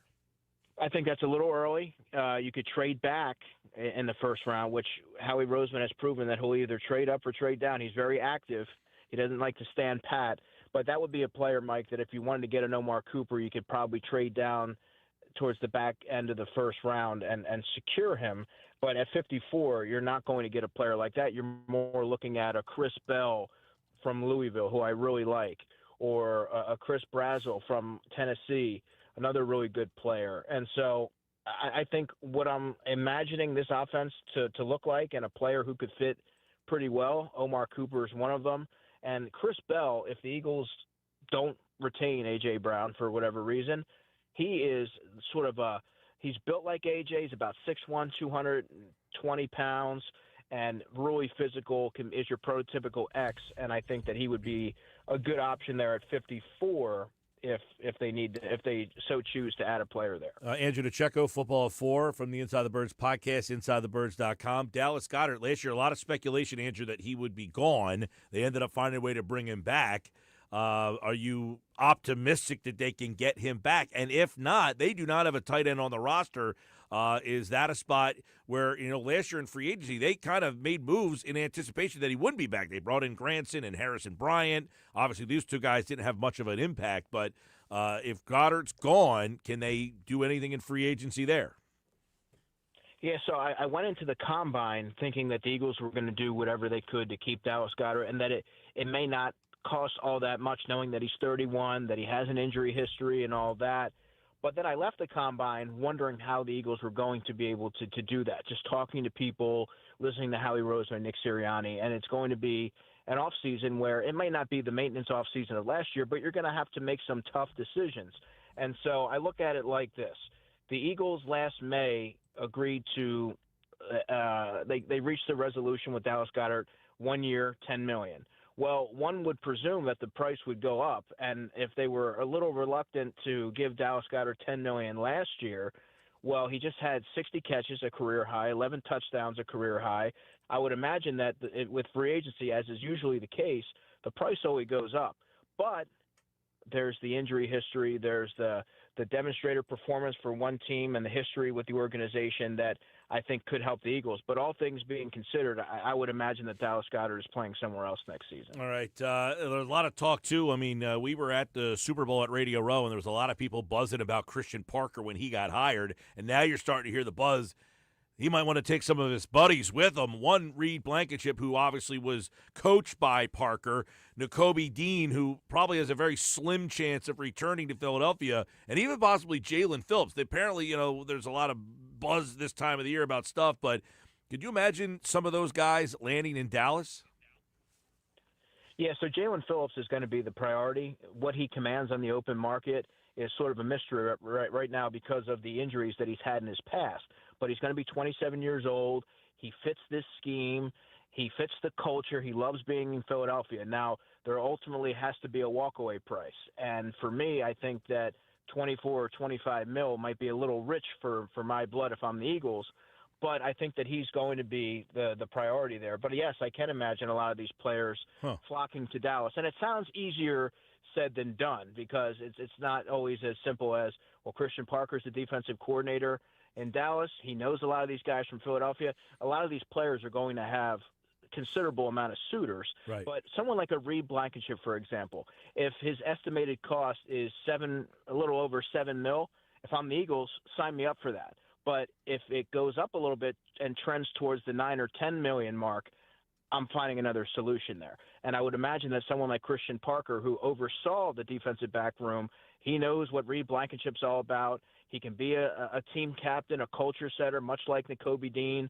And when Christian Parker spoke, and I listened to his opening press conference twice because I was so impressed with how he conducted himself, he said it all starts up front, affecting the quarterback and stopping the run. And those are two things that Nakobe Dean does very well, in addition to being a tremendous presence in the locker room. All right, Andrew, while I was gone, the Eagles, you mentioned Parker goes there, but I guess actually I got back by the time this happened. Jared Johnson on Sunday, they brought him in too. Yeah, Gerard Johnson, they brought him in here too. Josh Grizzard along with Sean Mannion. Too many cooks in the kitchen, or are you really excited to see, is this a clear sign that the Eagles are 100% behind changing what their offense has been the first 5 years of Nick Sirianni's tenure? Well, I wouldn't be being truthful if I didn't tell you that it conjured shades of 2020 a little bit with the Andrew Breiners and Rich Scangarellos and Marty Morninglegs. But I think to a larger point here, it does show you and it indicates that the Eagles are all in on trying to reimagine this offense and modernize it and take it to the next level. And they've equipped themselves with a lot of brilliant offensive minds. At least that's what they're being billed as. And a lot of the people that I've spoken to behind the scenes since the hiring of Sean Mannion and some of these other coaches coming on board really supports that. And what you've done now is you've added a lot of different coaches with some having different backgrounds. And I imagine it's going to be a collaborative approach. Whether it's too many coaches, well, that remains to be seen. But I am intrigued, and there's something to be said for the Eagles, who interviewed Gerard Johnson for the offensive coordinator job. When Kellen Moore got the job, they interviewed for him again. He was a finalist, one of 7 finalists, and they were found a way to keep him on, to get him onto the staff. Josh Grizzard, he interviewed for the job. He's on staff, and you also have Sean Mannion. So those are obviously 3 coaches that impressed the Eagles throughout the stages of the interview process, and now they're all working together to try to get this thing headed in the right direction. Yep, that is an interesting.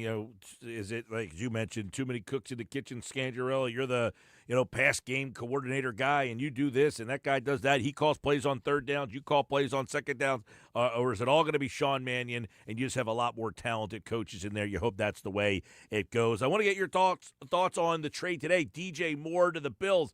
It's a second-round pick that goes to Chicago. Chicago sends Moore and a 5th-rounder, and I guess that kind of shows you that what Howie Roseman's asking for does make a lot of sense, and that if you do, in fact, and I don't think they want to trade A.J. Brown, nor will they, but if they do, it seems like you got to get a better deal than what DJ Moore got, and that deal there helps Philadelphia out. Yeah, you're also correct on that. The Eagles don't want to move A.J. Brown, and they don't have to.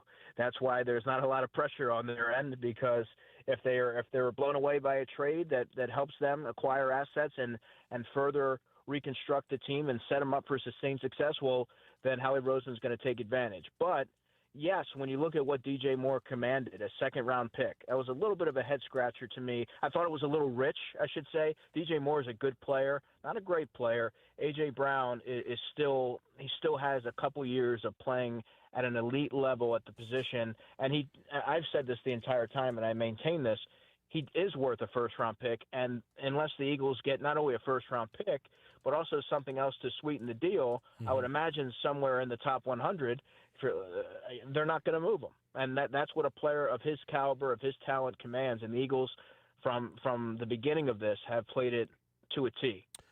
Yeah, and I know that a lot of people – I'm not in the camp of, like – there's a lot of people that I come across, I'm sure you do too, Andrew, that are just like, I'm tired of AJ, move on from him, he doesn't want to be here. I don't get that sense. I don't think AJ doesn't want to be in Philly because I can't get along with people, I don't like this guy. I think he just wanted a bigger role in the offense.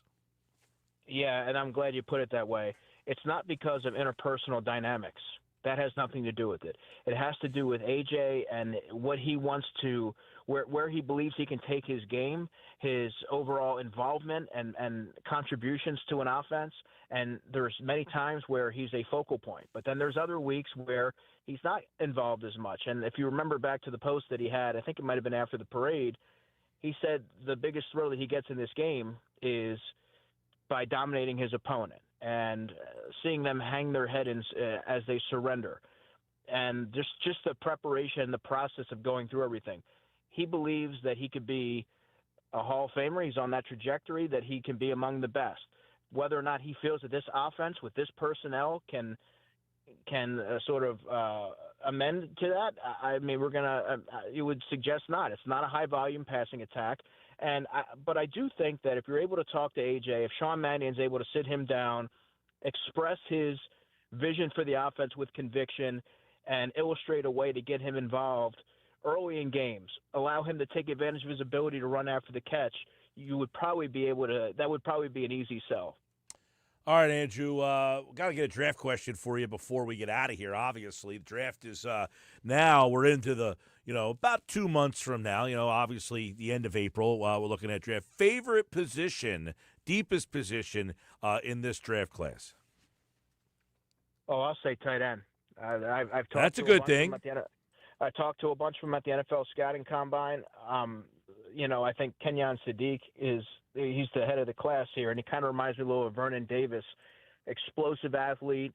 Then you have Eli Stowers, and Eli Stowers sort of reminds me a little bit of Evan Ingram in body type and fluidity and his ability to maneuver as a pass catcher. Max Clare is going to be a guy who's going to be in that second-round conversation from Ohio State. And then you have some blocking-centric tight ends, like a Sam Roush from Stanford, who I think can go in the 4th round.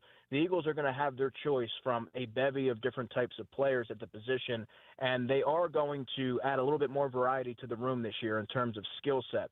They were receiving-centric last year. This year, you're going to see a blend of both as they look to really reshape that room. All right, that's a spot we all thought they would draft last year. Never happened. Maybe they do it this year. Perhaps at number 23. We'll talk more about that with Andrew as we get closer to the draft. Free agency opens with legal tampering on Monday. By Wednesday, they're all official. On Thursday, we'll talk about it with Andrew DiCecco. Thanks, man.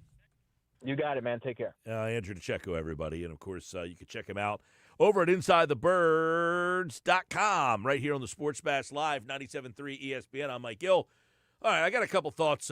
One, this news today regarding the DJ Moore trade, obviously that helps the Philadelphia Eagles out. If they want to trade A.J. Brown, someone calls and says, we want to give you X, you say, well, they just traded DJ Moore for a second. We're not taking anything less than that. They're going to get a first-round pick if they trade A.J. Brown. Unless, and this is not what I think, I'm just saying, unless the Eagles just want to get rid of him, unless they just don't want him anymore, which is not my opinion. Number 2, this Trey Wingo rumor. Now, Trey Wingo is, he's in the NFL world. He has certainly been out of the limelight in terms of, he was a SportsCenter anchor. He hosted NFL draft and did all that stuff. He tweeted out that things are moving fast regarding Max Crosby. Last night, Dallas thought they were close to a deal, but since then, other teams have raised the ante and potentially are offering the Raiders 2 first-round picks. Expected Dallas to now shift their focus to Trey Hendrickson. If Dallas is going to be this aggressive, Philadelphia has to act. Because Dallas, don't forget, Dallas last year, who, quite frankly, ran out of gas. They had that good run, though, after they made the trade for Quinnen Williams. And they traded Micah Parsons, and everyone kind of laughed at that. And in the end, they ended up making that trade to get Quinnen Williams that they didn't have all season long. Now you enter training camp with Quinnen Williams on that defense. They made the trade to get Kenny Clark, and, he's okay. If they could get someone to play opposite Quinnen Williams, now you got something. As Araku, they drafted last year. Can he take a step forward? But if they are serious about getting another edge rusher, you got to up your game here. You can not, it's not like, well, we can get Max Crosby, so we'll block them from getting Max Crosby. That's not essentially what I'm saying here, but keep Dallas in mind. Now, Dallas's one problem is they are capped out. They don't have a lot of room, and I think they actually have the least amount of cap space out of anybody in the league. So keep that in mind. Well, and this will not quiet the conversation because you'll have Q Myers coming up with you in about 10 minutes, Mike. Adam Schefter was on the Pat McAfee show and gave a specific scenario where the Eagles could get Max Crosby. If you're the Philadelphia Eagles, the way you're looking at it, if you like, every team is breaking down their various plans. So in the case of the Eagles, you're saying, okay, we can get on Max Crosby, which means we would lose Jalen Phillips, which means we'd probably get a third-round compensatory draft pick back in 2027 because Jalen Phillips is going to crush it on the open market. So we could pony up and pay up for Max Crosby, a Micah Parsons-like package, and let Jalen Phillips go and get back a third-round comp pick. So would you rather have Max Crosby and a comp third, or would you rather try to re-sign Jalen Phillips and keep A.J. Brown? Like, where do you think you're better off as a team in 26 trying to win the Super Bowl? I like Max Crosby more than I like Jalen Phillips. I can tell you that much. So, now, what was the scenario he would So the idea would be is that, because everyone keeps talking about the idea of the Eagles could trade A.J. Brown for Max Crosby. Right? So Schefter's scenario is, look, you have two options. You get the third-round comp pick if Phillips leaves. Okay. Right. So he's saying basically you would walk away with Max Crosby and a third-round pick, or you could keep A.J. Brown and Jalen Phillips. Yeah, that's a tough one. I like Crosby a lot, but I think Phillips is probably better against the run. I think he's a more well-rounded guy. I think Crosby is probably a better edge rusher. The bigger question to me, Mike, is one of the comments that's been made by a lot of people is that Jalen Phillips is a fit. Remember Howie Roseman used that term. He's a fit for what we like to do. So do the Eagles and Vic Fangio believe that Max Crosby is a fit? Good question. I would think he is. The one difference is, again, Phillips probably better against the run, more well-rounded. Crosby the better pass rusher. Which one would you rather have? That's the big thing. Would you, do you want the guy that can get the big sack? I mean, you're talking about Max Crosby, a guy who has 69 sacks in 110 games. He had 10, 7.5 in 12 games, 14.5, 12.5. I mean, double-digit sacks 4 different times. Do you look at him as a major upgrade over Phillips, enough to trade A.J. Brown for and let Phillips walk? I tend not to think he's a major upgrade. Or would you rather the scenario that Schefter just, laid out, bring Phillips back and keep A.J. Brown? Right. Because the larger point is that there's no scenario where you're going to have Crosby and Phillips, just the way the financials work. Jeff is watching on YouTube. He says, I would not sign Phillips. Jalix Hunt is going to be a stud next year. So he would let Phillips walk. But I don't agree with that theory at all, because to me, I can't have Jalix Hunt enter as the top of my depth chart. If he ends up being at the top of my depth chart, that's gravy.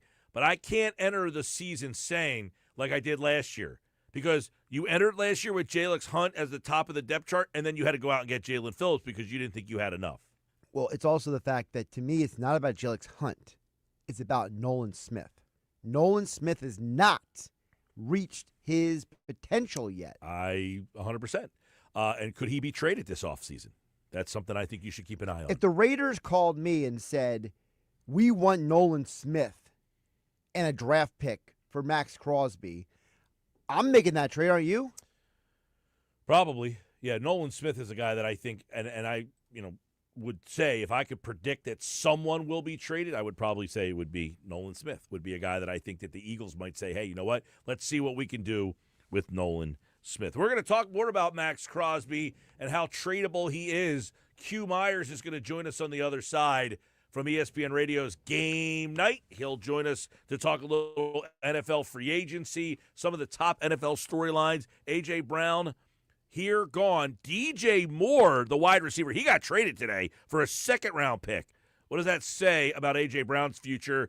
That's coming up next here on the Sports Bash this hour, brought to you by Broadlee's Plumbing, Heating, Air Conditioning, your trusted source for heating, plumbing service, and installation for generations. Call them 609-390-3907.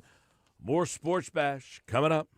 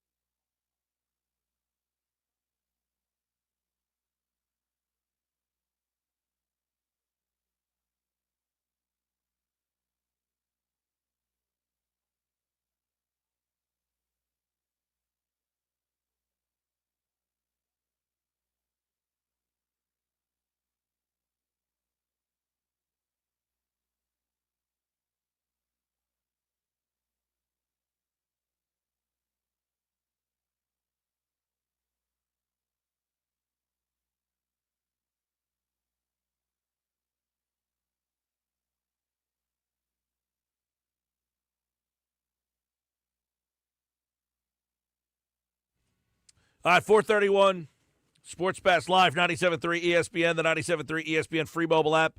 You can watch the show on the 97.3 ESPN YouTube channel. Just go to youtube.com, search 973 ESPN. You can watch the show live. You can see our next guest. Q Myers is in the house from game night on ESPN Radio, weeknights, 10 to 1 right here on 97.3 ESPN. And a lot of conversation today about the NFL, some trades happening, a lot of trade buzz. You are in Vegas, my friend. Is there a lot of buzz around a certain defensive end out there in Vegas today? Yeah, man, there's a lot of buzz, right? There's a lot of smoke, and I live in the world of where there's a lot of smoke, there's eventually some fire. And this has been going on with Max Crosby since the Raiders shut him down the last 2 games of the regular season. And now here we are. We made it through the Super Bowl week as I was there with you at the Moscone Center in San Francisco, and made it through the scouting combine. And here we are on the, eve, basically, of free agency opening up, at least the legal tampering period on Monday. And it seems like that there's really a lot of momentum to see a team land Max Crosby, whether that's the Cowboys, whether that's the Bears. Could it be the Eagles, right? A team that all of a sudden caught attention, at least caught my attention when I saw Lane Johnson tweet out the eyeballs and tweet out the Max Crosby. That all of a sudden got the wheels turning with the Eagles as well. So, yeah, man, like I said, a lot of smoke around Max Crosby right now. Would a A.J. Brown, Max Crosby straight-up thing be interesting? No. I mean, is that something that works or not really? Not at all. Not at all. The Raiders have been very, as a matter of fact, with what they want. They've been saying that they want 2 first-round picks and a prominent player, like a really good player, potentially a Pro Bowler, like the Cowboys received in Kenny Clark when they traded Micah Parsons. I'm not saying that they're going to get all of that, but it would take more than A.J. Brown to get to the table. And on top of that, I don't think A.J. Brown, as talented as he is, and he absolutely is, and he's a number 1 wide receiver, and the Raiders don't have one of those guys, he's not the character that would be something that John Spytek and company want to bring into the Raiders locker room, in my opinion. They pride themselves on the character of the guy. He comes from Tampa Bay, where Jason Light most famously said that he puts his big board together and then he takes the D-bags off of it. Not saying that A.J. Brown is a D-bag, but he's a guy that could be a malcontent. And I don't think for a young team that is trying to come together, and a young quarterback in particular, and Fernando Mendoza, that they'll be adding to the mix, that you want a guy that 1 minute's happy and the next minute's on the sideline reading a book. I don't think that's the guy that you want to add to the mix. Right, because I think a lot of people here are like, I don't know if I want to do an A.J. Brown straight up for Crosby. Is Crosby where is he in the pantheon? You got Jalen Phillips here, and there's a lot of people who think that will be the priority for Philadelphia. Mm-hmm. Is he a significant uptick over Phillips? Do you just bring Phillips back? Schefter brought out this morning on the McAfee show. He said, would you rather bring Phillips back, keep A.J. Brown, or trade and get Crosby and let Phillips walk, and you would get the 3rd-round comp pick?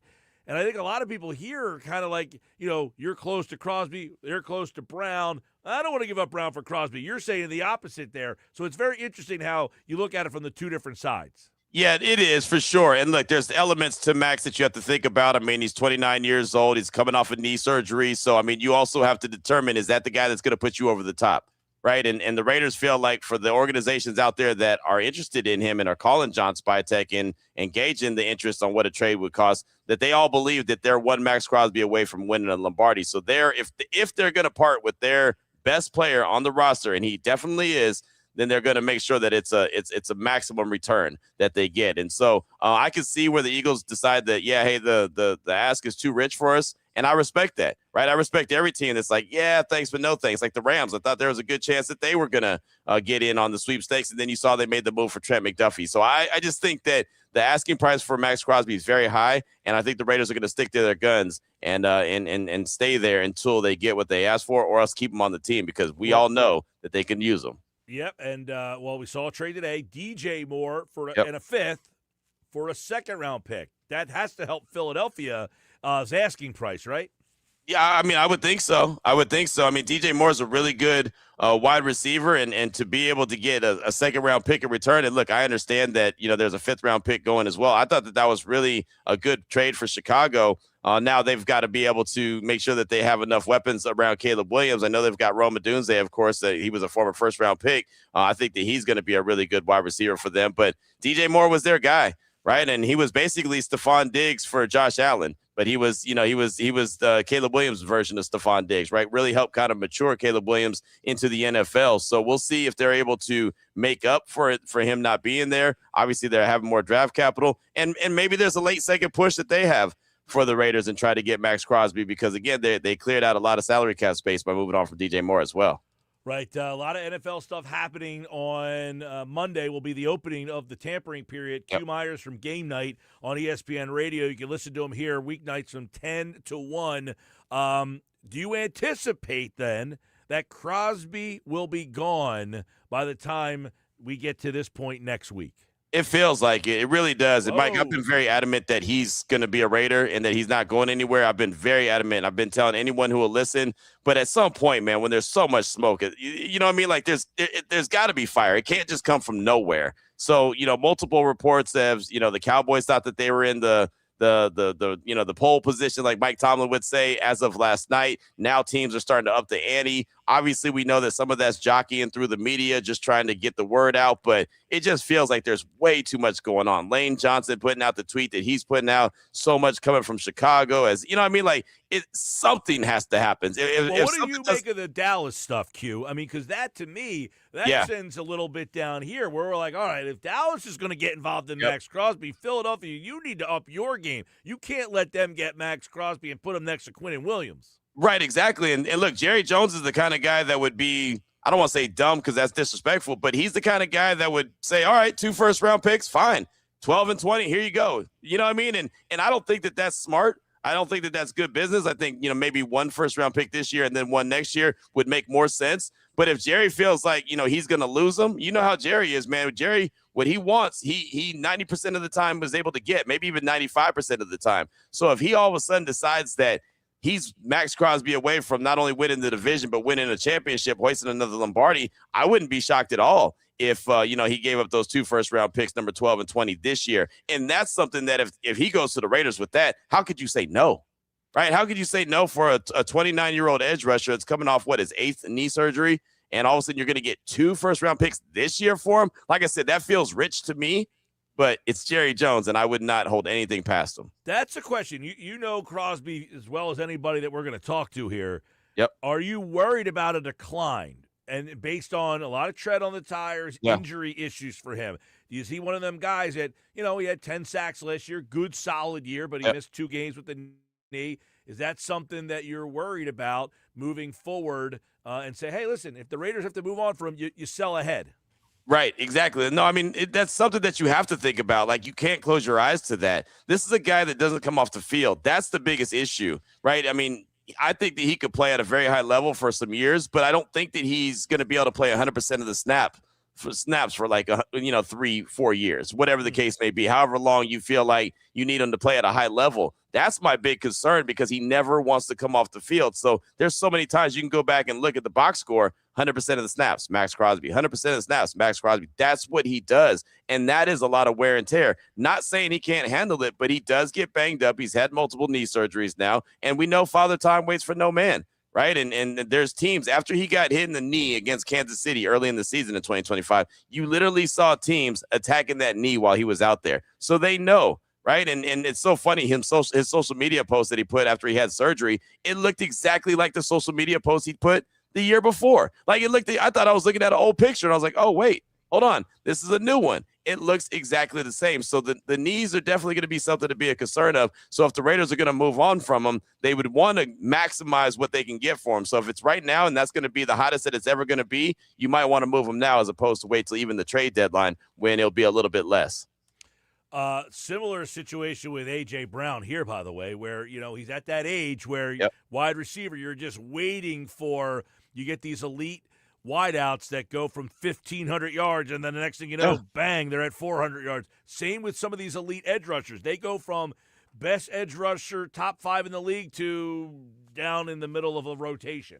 Right. That's how Devontae Adams was when the Raiders made the trade for him, right? I mean, he had a great first year. Second year was pretty good. But then you started to see the decline. You started to see where he's at. And I think he's still really good. He did well with the Rams last year, but you see he wasn't the leading receiver. Now, he was great in the red zone, which is what the Rams needed him for, but he wasn't the Devontae Adams that is just going to lead the league in rushing or lead the league in catching and receiving yards, right? He just wasn't that same guy, and he missed some games because of injuries. Like, again, Father Time waits for no man. You know, I mean, LeBron James is sitting somewhere saying, "Yeah, hey, he's waiting for me." Okay, well, you're different. Everyone else, they don't sign up for that. Like that's just a reality of it, right? And so, yeah, I mean, there's definitely that kind of element when it comes to Max Crosby. And so, the good teams, the smart teams, and I consider the Eagles a smart ran organization. They move on from players a year early as opposed to a year late.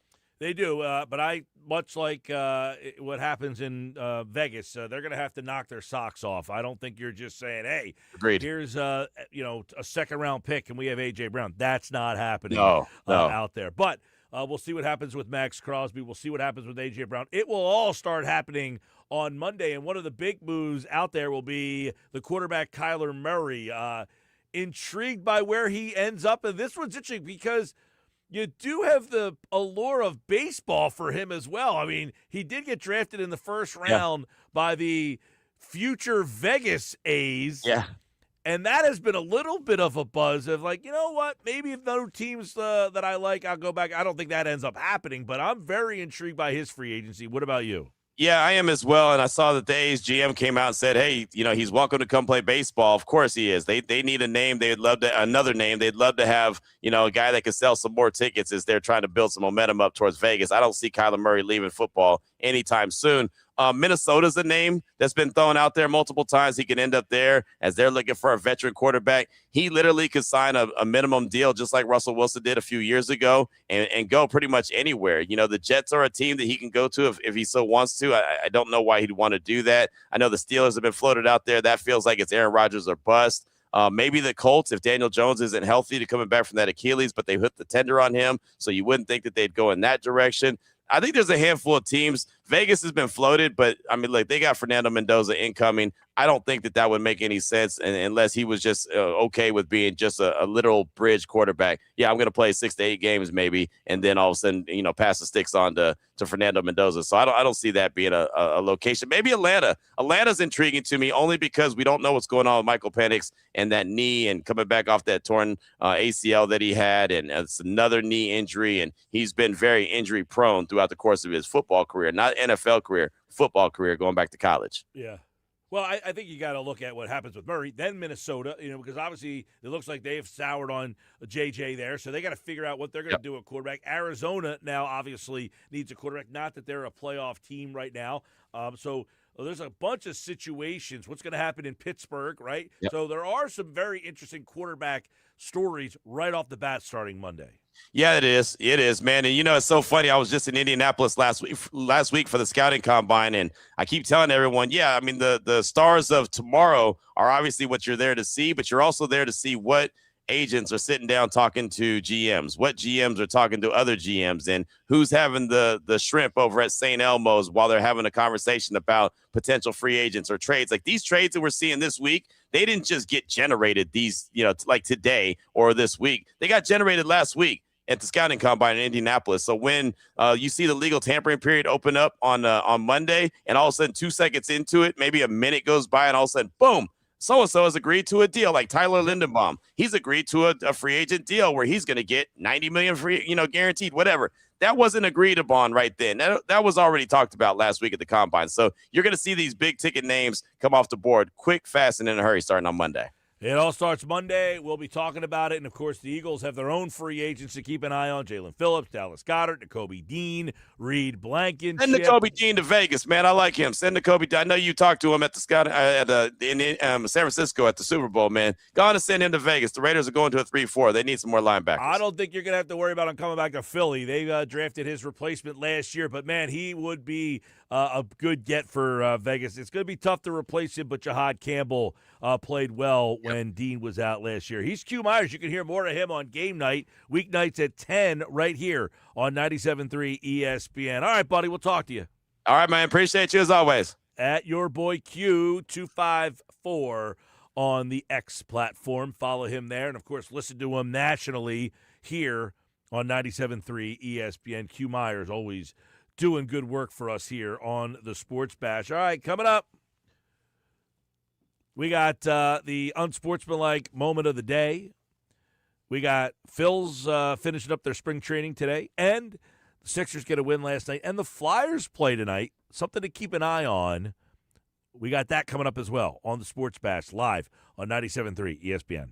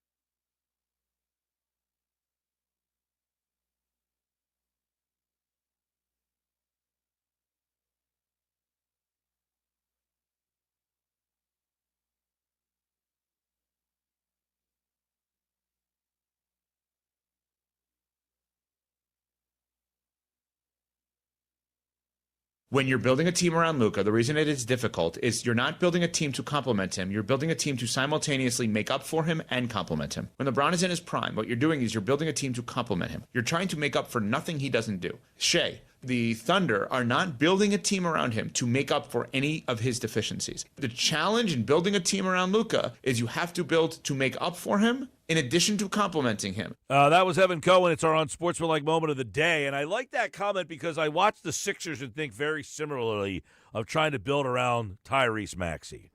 He's talking about Luka, an elite scoring player who plays lousy defense.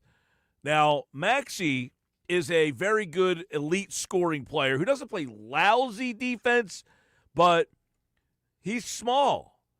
And all the things that he said there made me think about when the the Sixers, tried building around a team that had Allen Iverson, an undersized guard that you always had to get other things to hide his deficiencies.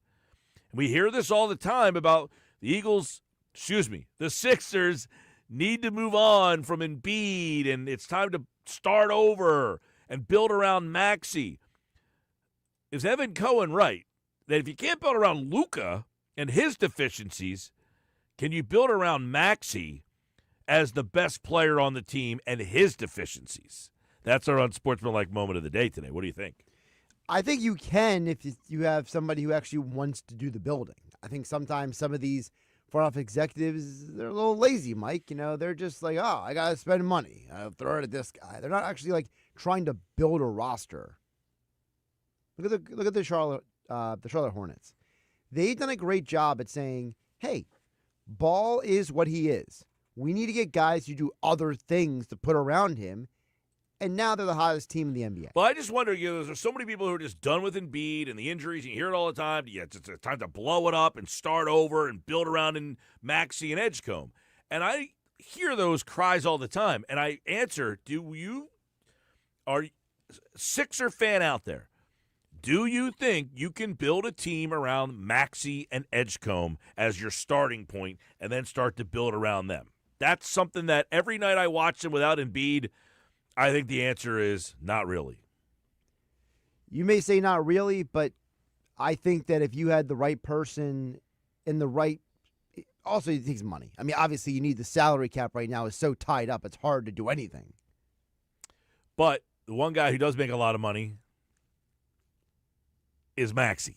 So Maxey is a guy that you're saying, we want to build around that guy, but can you build around that guy and win a championship? You look at a guy, Maxey, just an undersized guard. They had an undersized guard. They could never find anyone to play with him. Shai Gilgeous-Alexander, he's 6'6". There's a big difference between him at 6'6" and Maxey at like 6'2".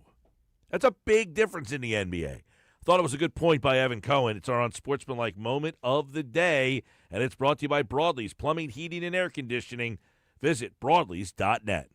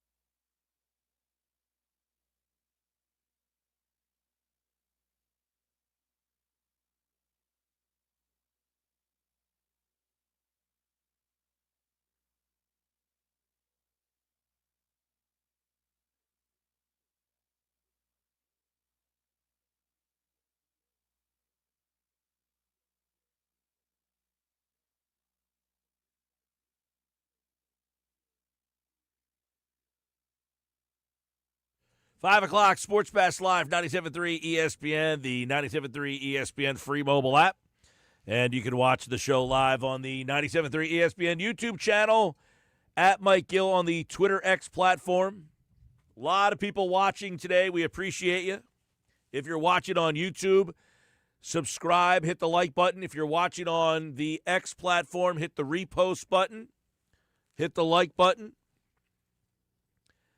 Don't forget, starting Monday, it's your first chance to enter to win a trip to go see the Phillies play the Orioles at Camden Yards. You can win that trip on opening day. We'll be at the Anchorage in Summers Point. We've got Flyers hockey tonight against the Mammoth. Now, a lot of people talking about the trade deadline's Friday, correct? Is that correct? The NHL trade deadline, yes. So a lot of questions have been that the Flyers should sit a guy like Ristolainen. Right. For those who don't know, a lot of teams are benching guys right now because they're trying to trade them. So, for example, Goedert got traded from Calgary to the Utah Jazz, or the Utah Mammoth. Yeah. Same owner, wrong team name. So the trade deadline tomorrow, could you see a guy like Ristolainen be scratched tonight, as they try to possibly work out a deal? That is something that everybody should be keeping an eye on. I mean, you're looking at everybody's questioning here. If you do a simple search on the X platform, just put Ristolainen's name in, and everybody's kind of asking that question. Well, it's also should the Flyers scratch Ristolainen Thursday night against Utah? Main question of the day. Does Rasmus Ristolainen or other potential trade candidates get held out of tonight's game? Now, there is a strong possibility, and according to Kevin Kurtz over at The Athletic, the Flyers checked in on Robert Thomas, the center from St. Louis, who we talked about on, I guess, Tuesday's show with Durso. And one guy to keep an eye on for Philadelphia would be Ristolainen. So we'll see if he is scratched tonight. Now, our Billy Schweim tells me that he is not going to play tonight. That's what he is hearing. He texted me that a little while ago, that Ristolainen might not play tonight, but might not play tonight. Well, and again, if he doesn't play tonight, that is a clear sign that he is being moved. I think that's why. Or at least, maybe not a clear sign he's being moved, at least that they are trying to move him. Because remember, teams don't want to give away information. The Flyers don't want to blast out to the world that, whether they're playing or not playing him unless they absolutely have to, right? They don't want to announce it like 12 o'clock in the afternoon because they're trying to make trades. Right, but, you also don't want to play him and risk him getting injured tonight. Correct. That is the reason why he could potentially be pulled out of the lineup tonight for Philadelphia. However, you were also in a predicament that if you're Philadelphia, do you want, you're pulling out one of your top defenders in a game that you kind of need right now. If you want to think about getting into a playoff situation where you are currently you had 67 points, so you are 6 points behind Boston, who has at 73 points. So, you are 6 points behind them. Now, do you risk getting him hurt and trying to trade him, or do you play him because you need to try to win this game tonight? And by the way, you are playing Utah, who is the top wild card team in the Western Conference. So this Utah team is pretty good. They are very good, and there's a lot of questions about, if you were to trade Ristolainen, what are you even getting in return for him? Like, I'm not trying to belittle the idea that you're trading a guy who's, at a point in his contract where you finally can move on from him, and you want to get something for a guy before the Fletcher deal? Chuck Fletcher, yeah. Chuck, that was one of Chuck Fletcher's big moves. Remember, he was the guy that, when Chuck Fletcher signed him, that was supposed to be like, oh, they finally got this right-handed big defenseman, and he, between the injuries and the underwhelming play, he's been an erratic guy. He's been a disappointment. He has not been that number one top-tier defenseman that you were hoping for. No, he's not, and he has been hurt a little bit earlier on in his he had a weird injury, didn't he? He's had a few weird injuries. Well, that is a name to keep an eye on, Ristolainen. And if the Flyers are able to make a trade, it would be tomorrow, 3 o'clock. Is that the deadline? 3 o'clock is time? the trade day. Now, let me ask you a question, Mike. You're someone who's not as much of a diehard orange and black guy as maybe like someone like Billy Schweim is, right? Would you care if they traded Ristolainen? Like, is there a part of you that's just kind of like, okay? I mean, would I care?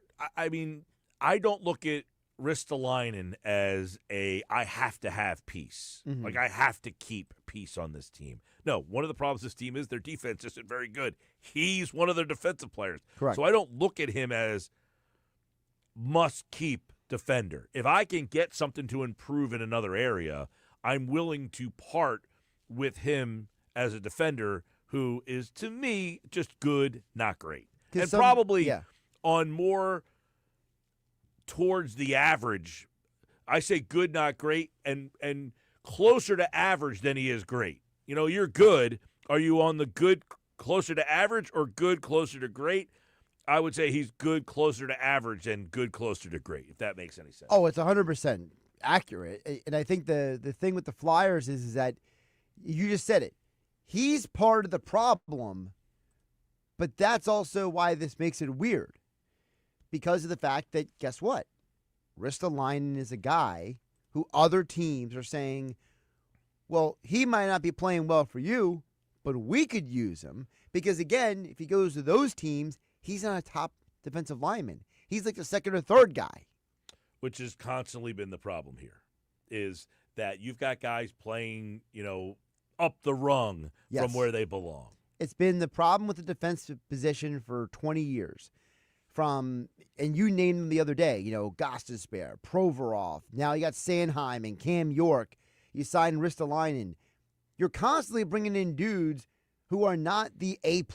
They're the C or plus or a D- type player. And I'm not trying to belittle some of these guys. Provorov was a good player, and Gostisbehere is having a nice career, a resurgence with Carolina and Detroit.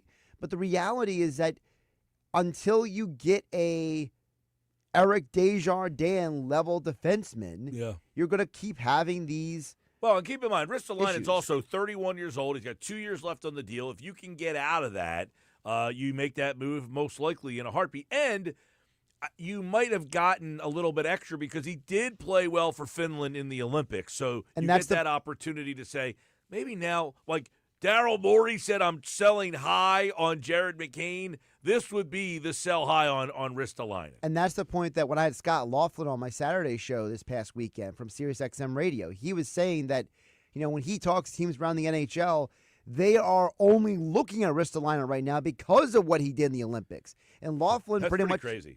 Laughlin pretty much saying if Ristolainen didn't play well in the Olympics, there wouldn't be as many teams calling the Flyers about him. So you lucked out in that situation. Exactly. But anybody else we'll keep an eye on. I don't know. I mean, Owen Tippett, his name has come up a little bit, I guess. The Flyers play tonight against Utah. What time's that game? 7. Oh, Right here on 973 ESPN. Yeah. Well, they play out in Utah. It's a 9 o'clock game, and here it's a 7 o'clock. Oh, yeah, it's a home game, yeah. So it's a home game, 7 o'clock. We'll see, I would imagine, shortly you would start to see if Ristolainen is a scratch tonight and if anybody else is. Like Tippett, for instance, he signed that deal through, I think, the 31-32 season, 3 state, 20 goals. He's exactly what we talked about the other day. He's the perfect Flyer. He scores 20. He's like everybody else on the team.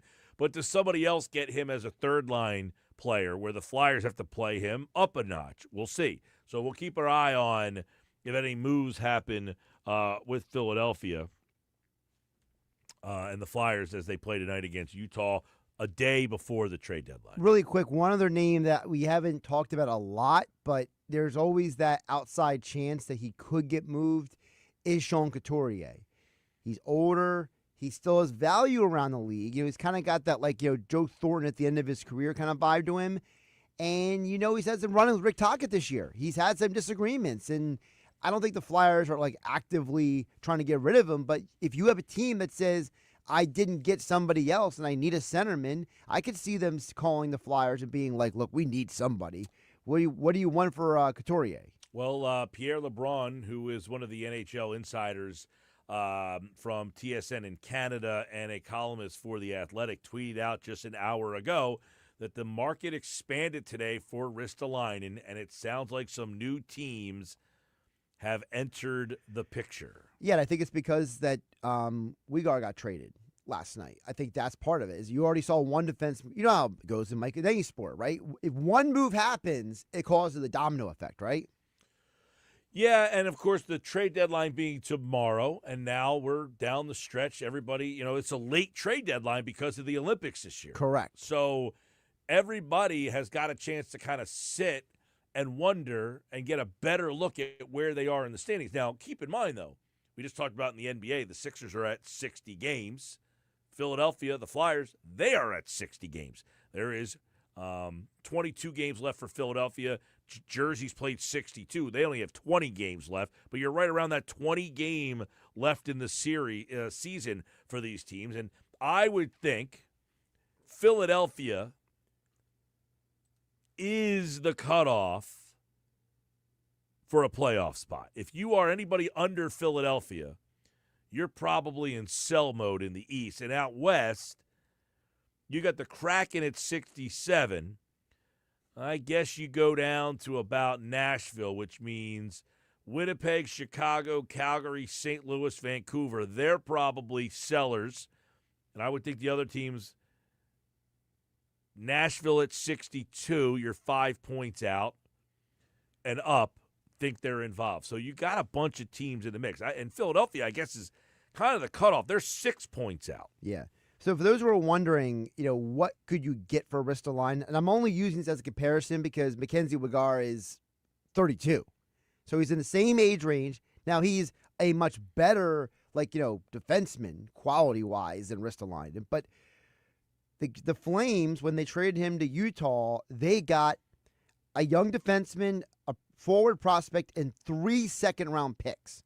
So I think if you're the Flyers, you look at that trade and you say, can we get a young player and a couple draft picks for Ristolainen?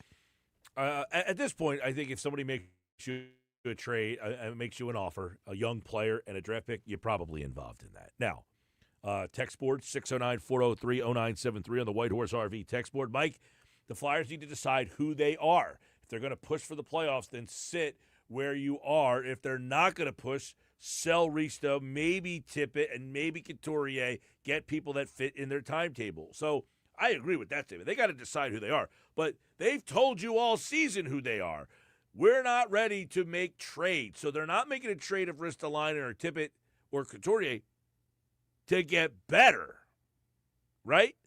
Exactly. They're not trying to get better for this year's team that's 6 points out. They're saying we'll take something that would be for down the road. We do have some NHL news that's not directly Flyers related, but could impact the Ristolainen situation. So Colton Parayko just vetoed a proposed trade that would have set him between the Blues and the Sabres. So that means that's a defenseman that could have been moved that now is not getting moved. So obviously that expands interest in a guy like Rasmus Ristolainen then in that situation. Don't forget Flyers and Mammoth tonight on 97.3 ESPN. It is the last game before the trade deadline for Philadelphia as they stand 6 points behind Boston, which, by the way, keep this in mind. They would have to jump over 3 teams plus Boston. Correct. But one of those teams, Washington, has played 3 extra games. So you do have 3 games that you have at hand there against Washington, and they are only 2 points ahead of you. So reality, you're tied with Ottawa. Both have 67. That's one of the teams you have to pass. Washington, you have 3 games at hand on, and then you have Columbus, who's 3 points ahead of you. So you really have an easier road than it looks like with 4 teams ahead of you in the standings there. But, quite frankly, I don't know how many people are all that jacked up about trying to make the playoffs is your problem. I don't think a lot of people It's not like the Sixers with the Flyers, where people look at the Sixers as being like you're supposed to make the postseason. I think people look at the Flyers as if you make the postseason, that's great. If you don't make the postseason, we're not going to, cry over spilled milk. I don't know. I mean, I know the hockey mentality is a lot different than the basketball mentality, for instance. I heard Larry Brown today saying he couldn't imagine telling his players back then that they were tanking a game. He said that, basically that his players would have basically revolted on him. So the basketball, now, this is back then. Now, we got the last 10 teams in the NBA, we talked about this earlier in the show, are on a 44-game losing streak. Right. I don't even know how that's possible. Don't they play against each other somewhere in there? Not yet. Sometimes the schedule just works out that way. But listen, let me look at this real fast. Milwaukee's lost 4 in a row. Chicago's lost 1. That's 5. 11 from the Wizards. 9. So you're up to 20. 27 with Indiana. But down in the West, 27, 29. Dallas is 4. What's that? 33 and 2. 35 and 7. Jeez. Now you're starting to see how this is possible, right? And Sacramento, 44. That's 44 straight losses. Yes. That's unbelievable. That they haven't faced each other. Because if you look at the other sides of the coin, in the West, the top 6 teams, Oklahoma City's won 4 straight, San Antonio's won 1, Houston's won 1, Minnesota's won 4, Denver's won 1, the Lakers have won 3, the Suns have won 2, Golden State's lost 2, the Clippers have won 3, and Portland's won 1. Everybody else is on a losing streak. In the East, it's a little different.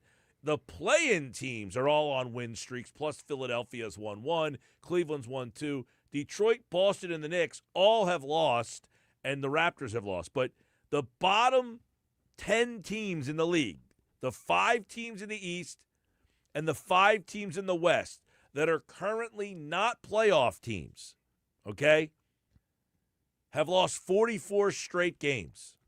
I don't know how that's even possible. It just goes to show you that this issue of tanking has gotten so out of control. And you know what's going to happen? You're going to have a team that's going to tank. They're going to end up with like the second or third worst record in the league. And because of the lottery, they're not going to get a top 5 pick. Well, listen, I think it's pretty – here's the problem, okay? Some people think there's no tanking anymore because of the way they flatten the odds out. Because everybody gets 14%. I think it's 14%. So the top 4 worst teams have the same percentage. Yeah, it's 14% is, I believe, the 4 worst teams all had a 14% chance to get the number 1 overall pick. So, right now, we have seen the worst team doesn't even generally get the number 1 overall pick. So, if you look at it and say, how many teams are right in that mix to get into the top 4? There's so many of them. So you would be in a situation where you could be the worst team in the league and finish with like the 14th pick. Right now, Sacramento's the worst team. They have a 14% chance. Indiana is the second. They don't even have their pick because they traded it to get Zubac. Correct. So that means Which the is Clippers. nuts in itself. The Clippers are now in On that the clock. Indiana spot. Brooklyn is third, and then Washington. Then Utah. New Orleans, who owes their pick to Atlanta. Dallas, Memphis, Chicago, Milwaukee. Really quick. So I just pulled up the exact NBA rule book on this. So It's the top 3 teams. the have top a 3 teams are all 14%. 14%. And then after that, it's a descending percentage. So the 4th team is 12.5, then 10.5, then 9, 7.5, 6, 4.5, 3, 2, and then everybody's just less than that. Now remember, Philadelphia owes its pick to Oklahoma City. Correct. Because they got the top 3 protected last year. It's top 4 protected again this year. So if somehow they didn't make the playoffs, and then jumped up all the way into the top 4 again, they are going to owe that pick to Oklahoma City. So keep that in mind when you go back to the trade. Right. Because they now own Houston's first-round pick, which now at least keeps Philadelphia in the first round, which they were not going to have a first-round pick because of the Oklahoma City trade. That was from the Al Horford deal, I believe. Yes, that was how you were able to unload Al Horford, because you promised OKC a draft pick someday, somehow. So that is the current tanking situation, which is really bad. To hear that they have lost 44 straight games, that is impressively inept.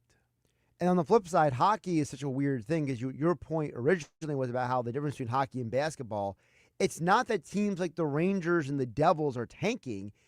It's just they're not good. So you're in this weird predicament where you have a team like Toronto, who's not a playoff team the other night, but they still have Austin Matthews and John Tavares, and they're still trying to beat you because they still have talent on the team. It's just the rest of the roster isn't good enough. Well, and listen, the mentality of the hockey fan and the basketball fan are just way different. And because of it, one of the reasons is, see, people wonder, why is tanking so prevalent in basketball?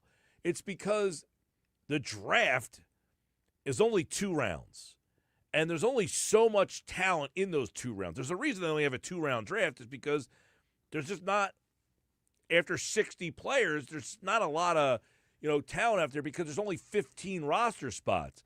So why is tanking more prevalent? Because you only get 2 guys to pick.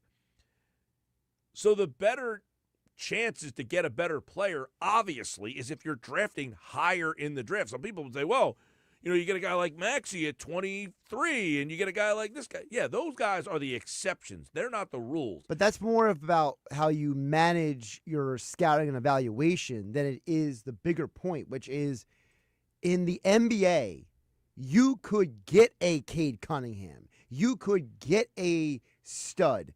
And the odds of you getting that stud at the top of the draft in basketball is way higher than it is in hockey. Right, exactly. That's why these teams are all trying to lose purposely, so that they can better their odds to land in this particular draft. Now, this is something I want to talk about on the other side.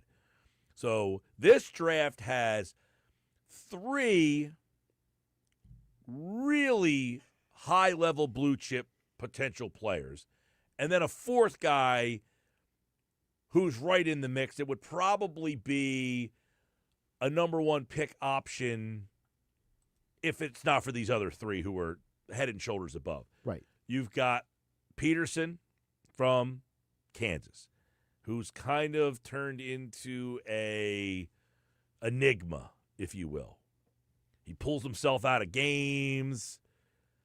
It's just been a bizarre season for this guy. He's probably going to be the Ace Bailey of this draft class. He's going to be the guy with all the talent, but yet people are going to question the upstairs. He's seemingly so good that he still might get drafted first. But who knows? Because we'll see what happens when I have A.J. DeBanza. However, he has come out recently and said he may stay in school because his mother wants him to get a degree. And he's having a good time at BYU, and he's saying, I might just stay in school. From what I understand, his NIL, he makes about $7 million a year. Yeah, so for those who don't know, he actually has the 2nd highest NIL in college basketball. So he literally has no financial incentive to go to the NBA. Well, and that's something I want to talk about on the other side, because I heard man,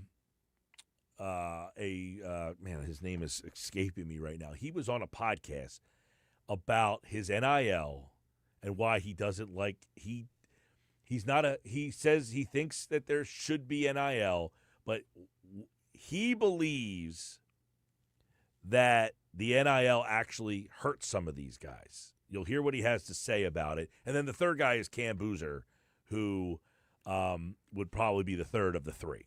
So it's a very, very loaded draft. And that's just those 3.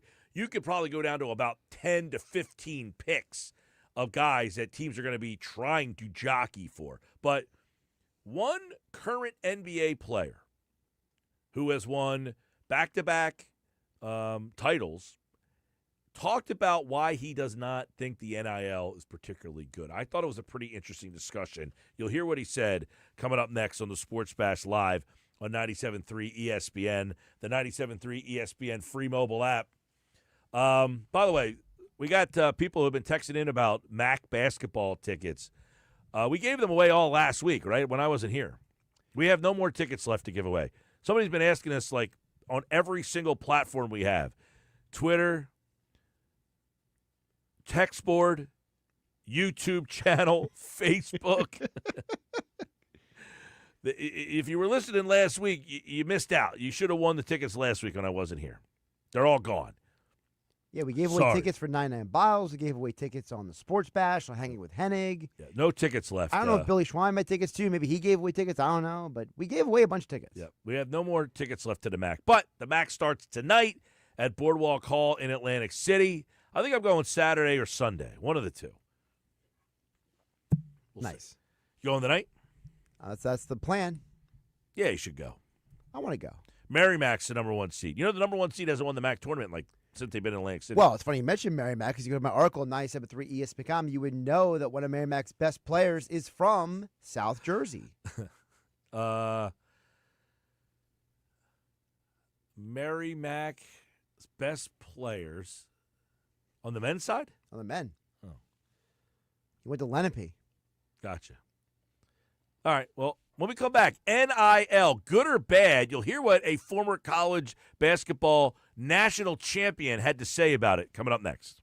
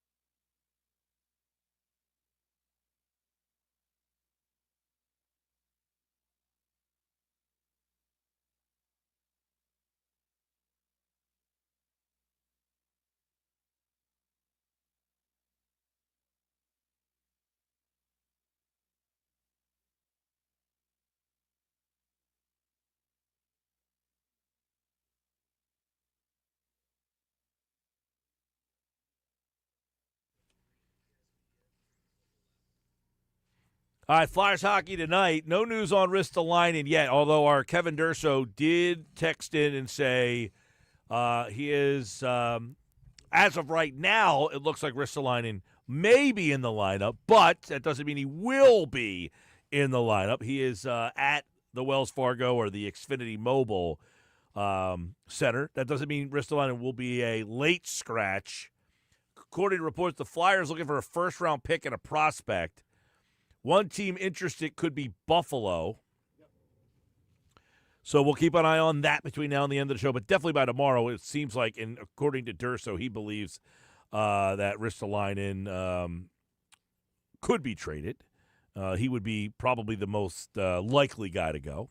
So we'll follow Kevin_Durso for more on the Flyers at the trade deadline tomorrow. But a lot of people wondering whether or not he's even going to play tonight, Ristolainen. Yeah, and Durso confirmed my theory about Parayko. That, for those who don't know, Parayko was a top defenseman for the St. Louis Blues. He was traded to Buffalo, but then he exercised his no-trade clause and got it nixed. So now teams like Buffalo are looking around like, oh, what do we do now? All right, so we were talking about the NIL on the other side. You know, we got all this tanking problem going on in the NBA. One guy who could be a number one overall pick, AJ Debinsa from BYU, he has now come out and said that he might stay in school. And some people are like, oh, no. He's making like $7 million a year at BYU. Yeah, he is, I think, the second. The stat I saw was he was the second highest paid men's college basketball NIL player. So Christian Braun, who is from the University of Kansas, I believe he's one of 5 players who have won back-to-back, who has won a national championship and an NBA championship. Correct. I'm here to help. And I read all this morning, and I'm trying to go back to my show prep at 8 o'clock in the morning here. But I did listen to this bite, which I thought was very, very, very interesting. And it's not even something that I have said before, I'm not against NIL. I do think the players could get paid something, but I think there was a much better way to do this than paying a guy $7 million to play college basketball, right? That's not what is supposed to be happening here. And Christian Braun, who played at Kansas, is now with the Denver Nuggets. He discusses why he thinks they should be paid, but he doesn't think they should be paid this much. Take a listen. I did have NIL my last year. I probably got, which I'm very grateful, obviously, for every dollar that I got in it. But I had probably made $60,000 or something total, and you couldn't tell me. So I could imagine walking around I had $60,000, and that's what I made the whole year, and we won a national championship. No, I probably walked around campus like that. Sure, I did. You would have if this was 3 years later, though. At the time, $60,000 in college sounds unreal. That's what I'm saying.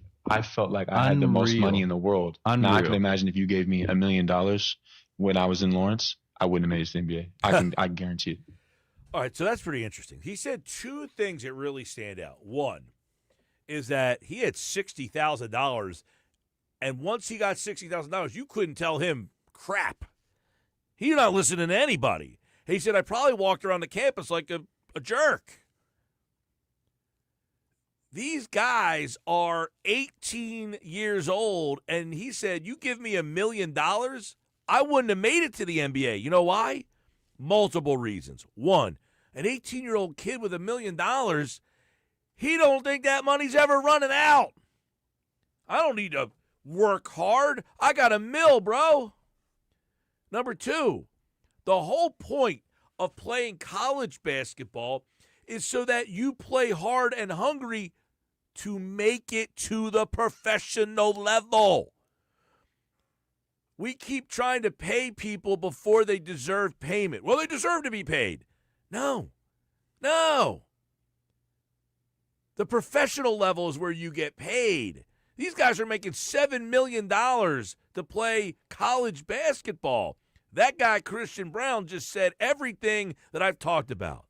There's no incentive for you to work harder.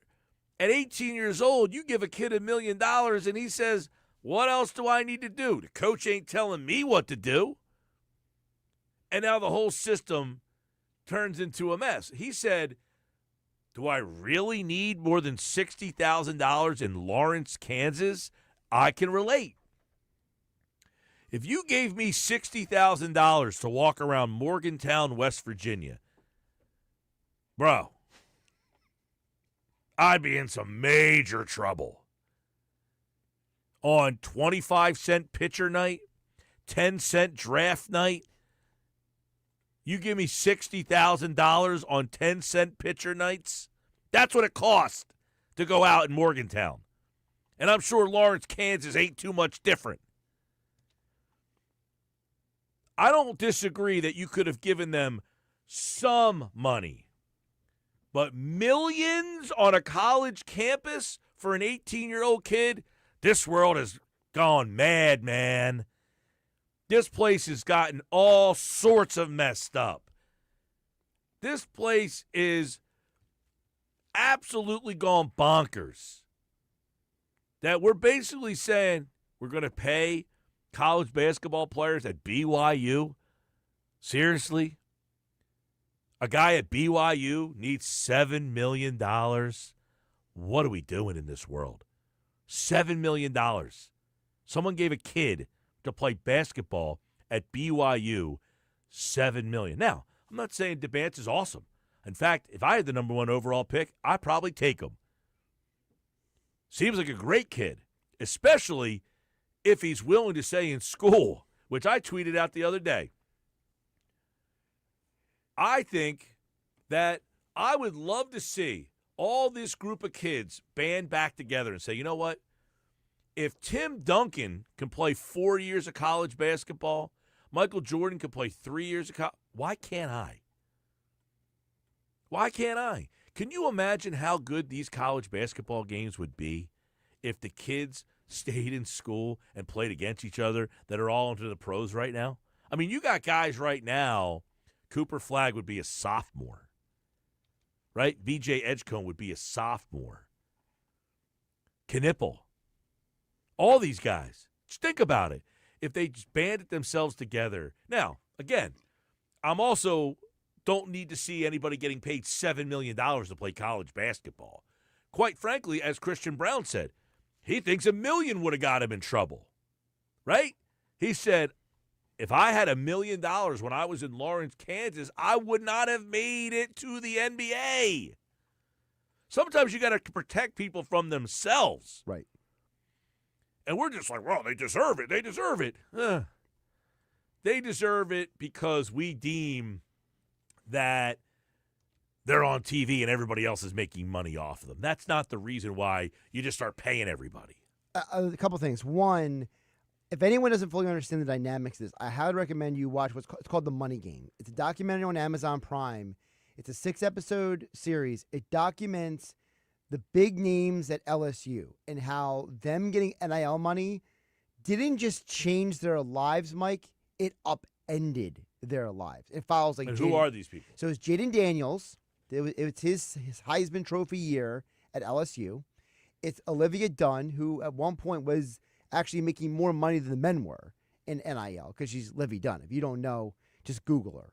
Okay, to quote Kurt It's Signetti. Paul Skeens' girlfriend. Yeah, but she's more famous for those who don't know than he is. Debatable. Well, she's definitely got more social media followers for a variety of reasons. I think he's starting to pass her. And then what is she doing now?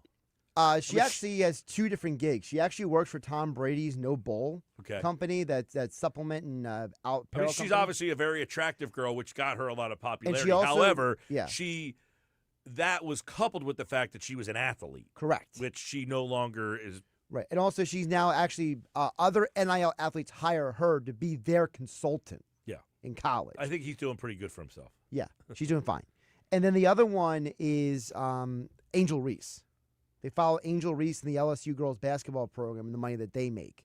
And that is an example of how a big college program with these people making millions of dollars, how and it's not that any of them are bad people, right? Okay. It's the idea that when you're given that level of money, how a young person is like, what do I do with this? That's the first thing. Second thing, Mike, is I had said for years, there is a solution to this. You didn't need to do it this way. if you really care about them making their money, you should have gone to the athletes and said, every jersey sale, you make a percentage. Ticket sales, you make a percentage.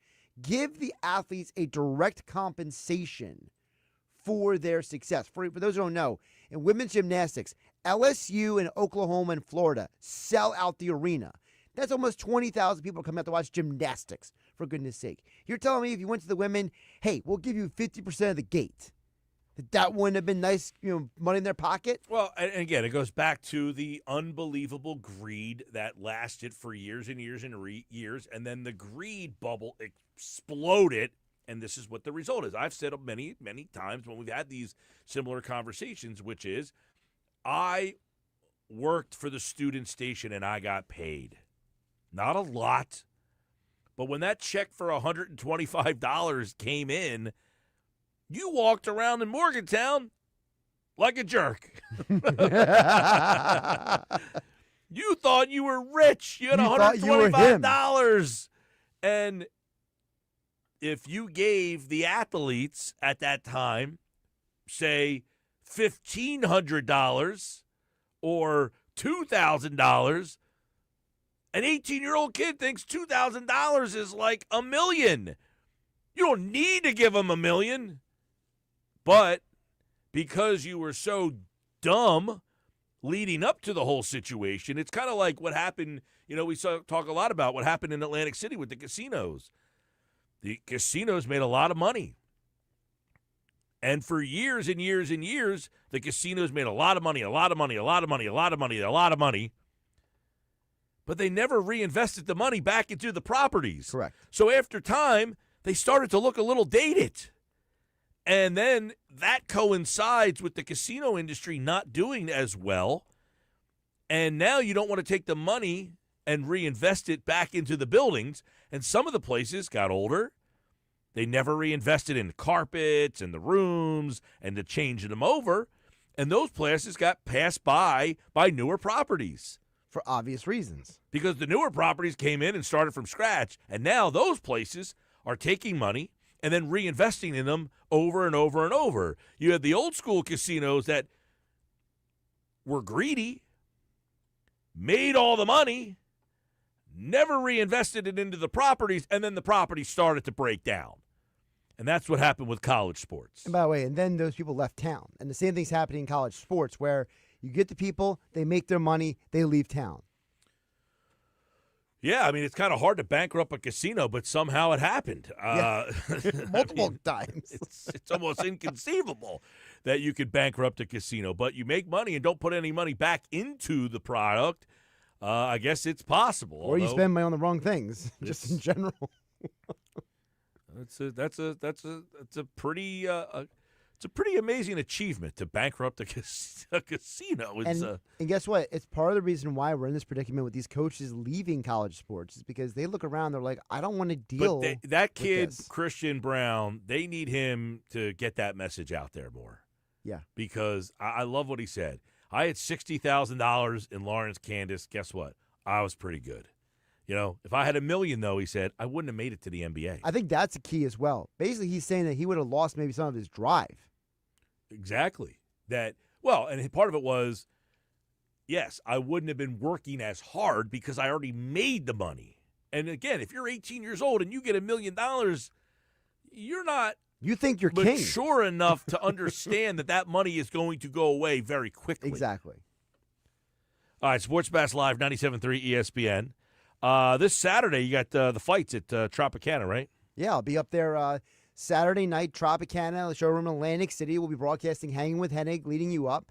Fights, the doors open at 7. First fight starts at 7:30.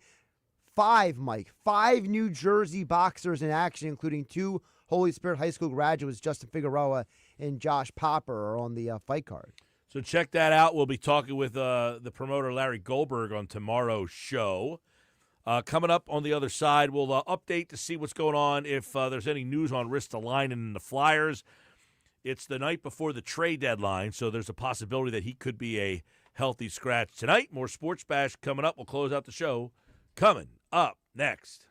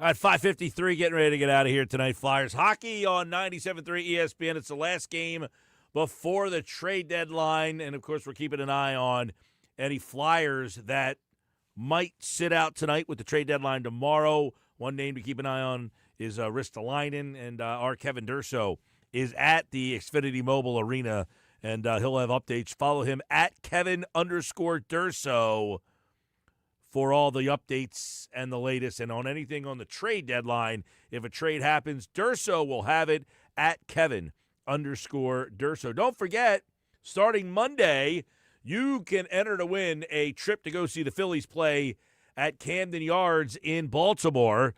On July 31st, we're sending one lucky listener and a friend, or your wife or girlfriend or anybody else you want to bring. That's up to you, to Camden Yards in Baltimore to see the Phillies play the Baltimore Orioles. How do you win? Well, starting Monday, we'll start entering people for our Phillies opening day watch party.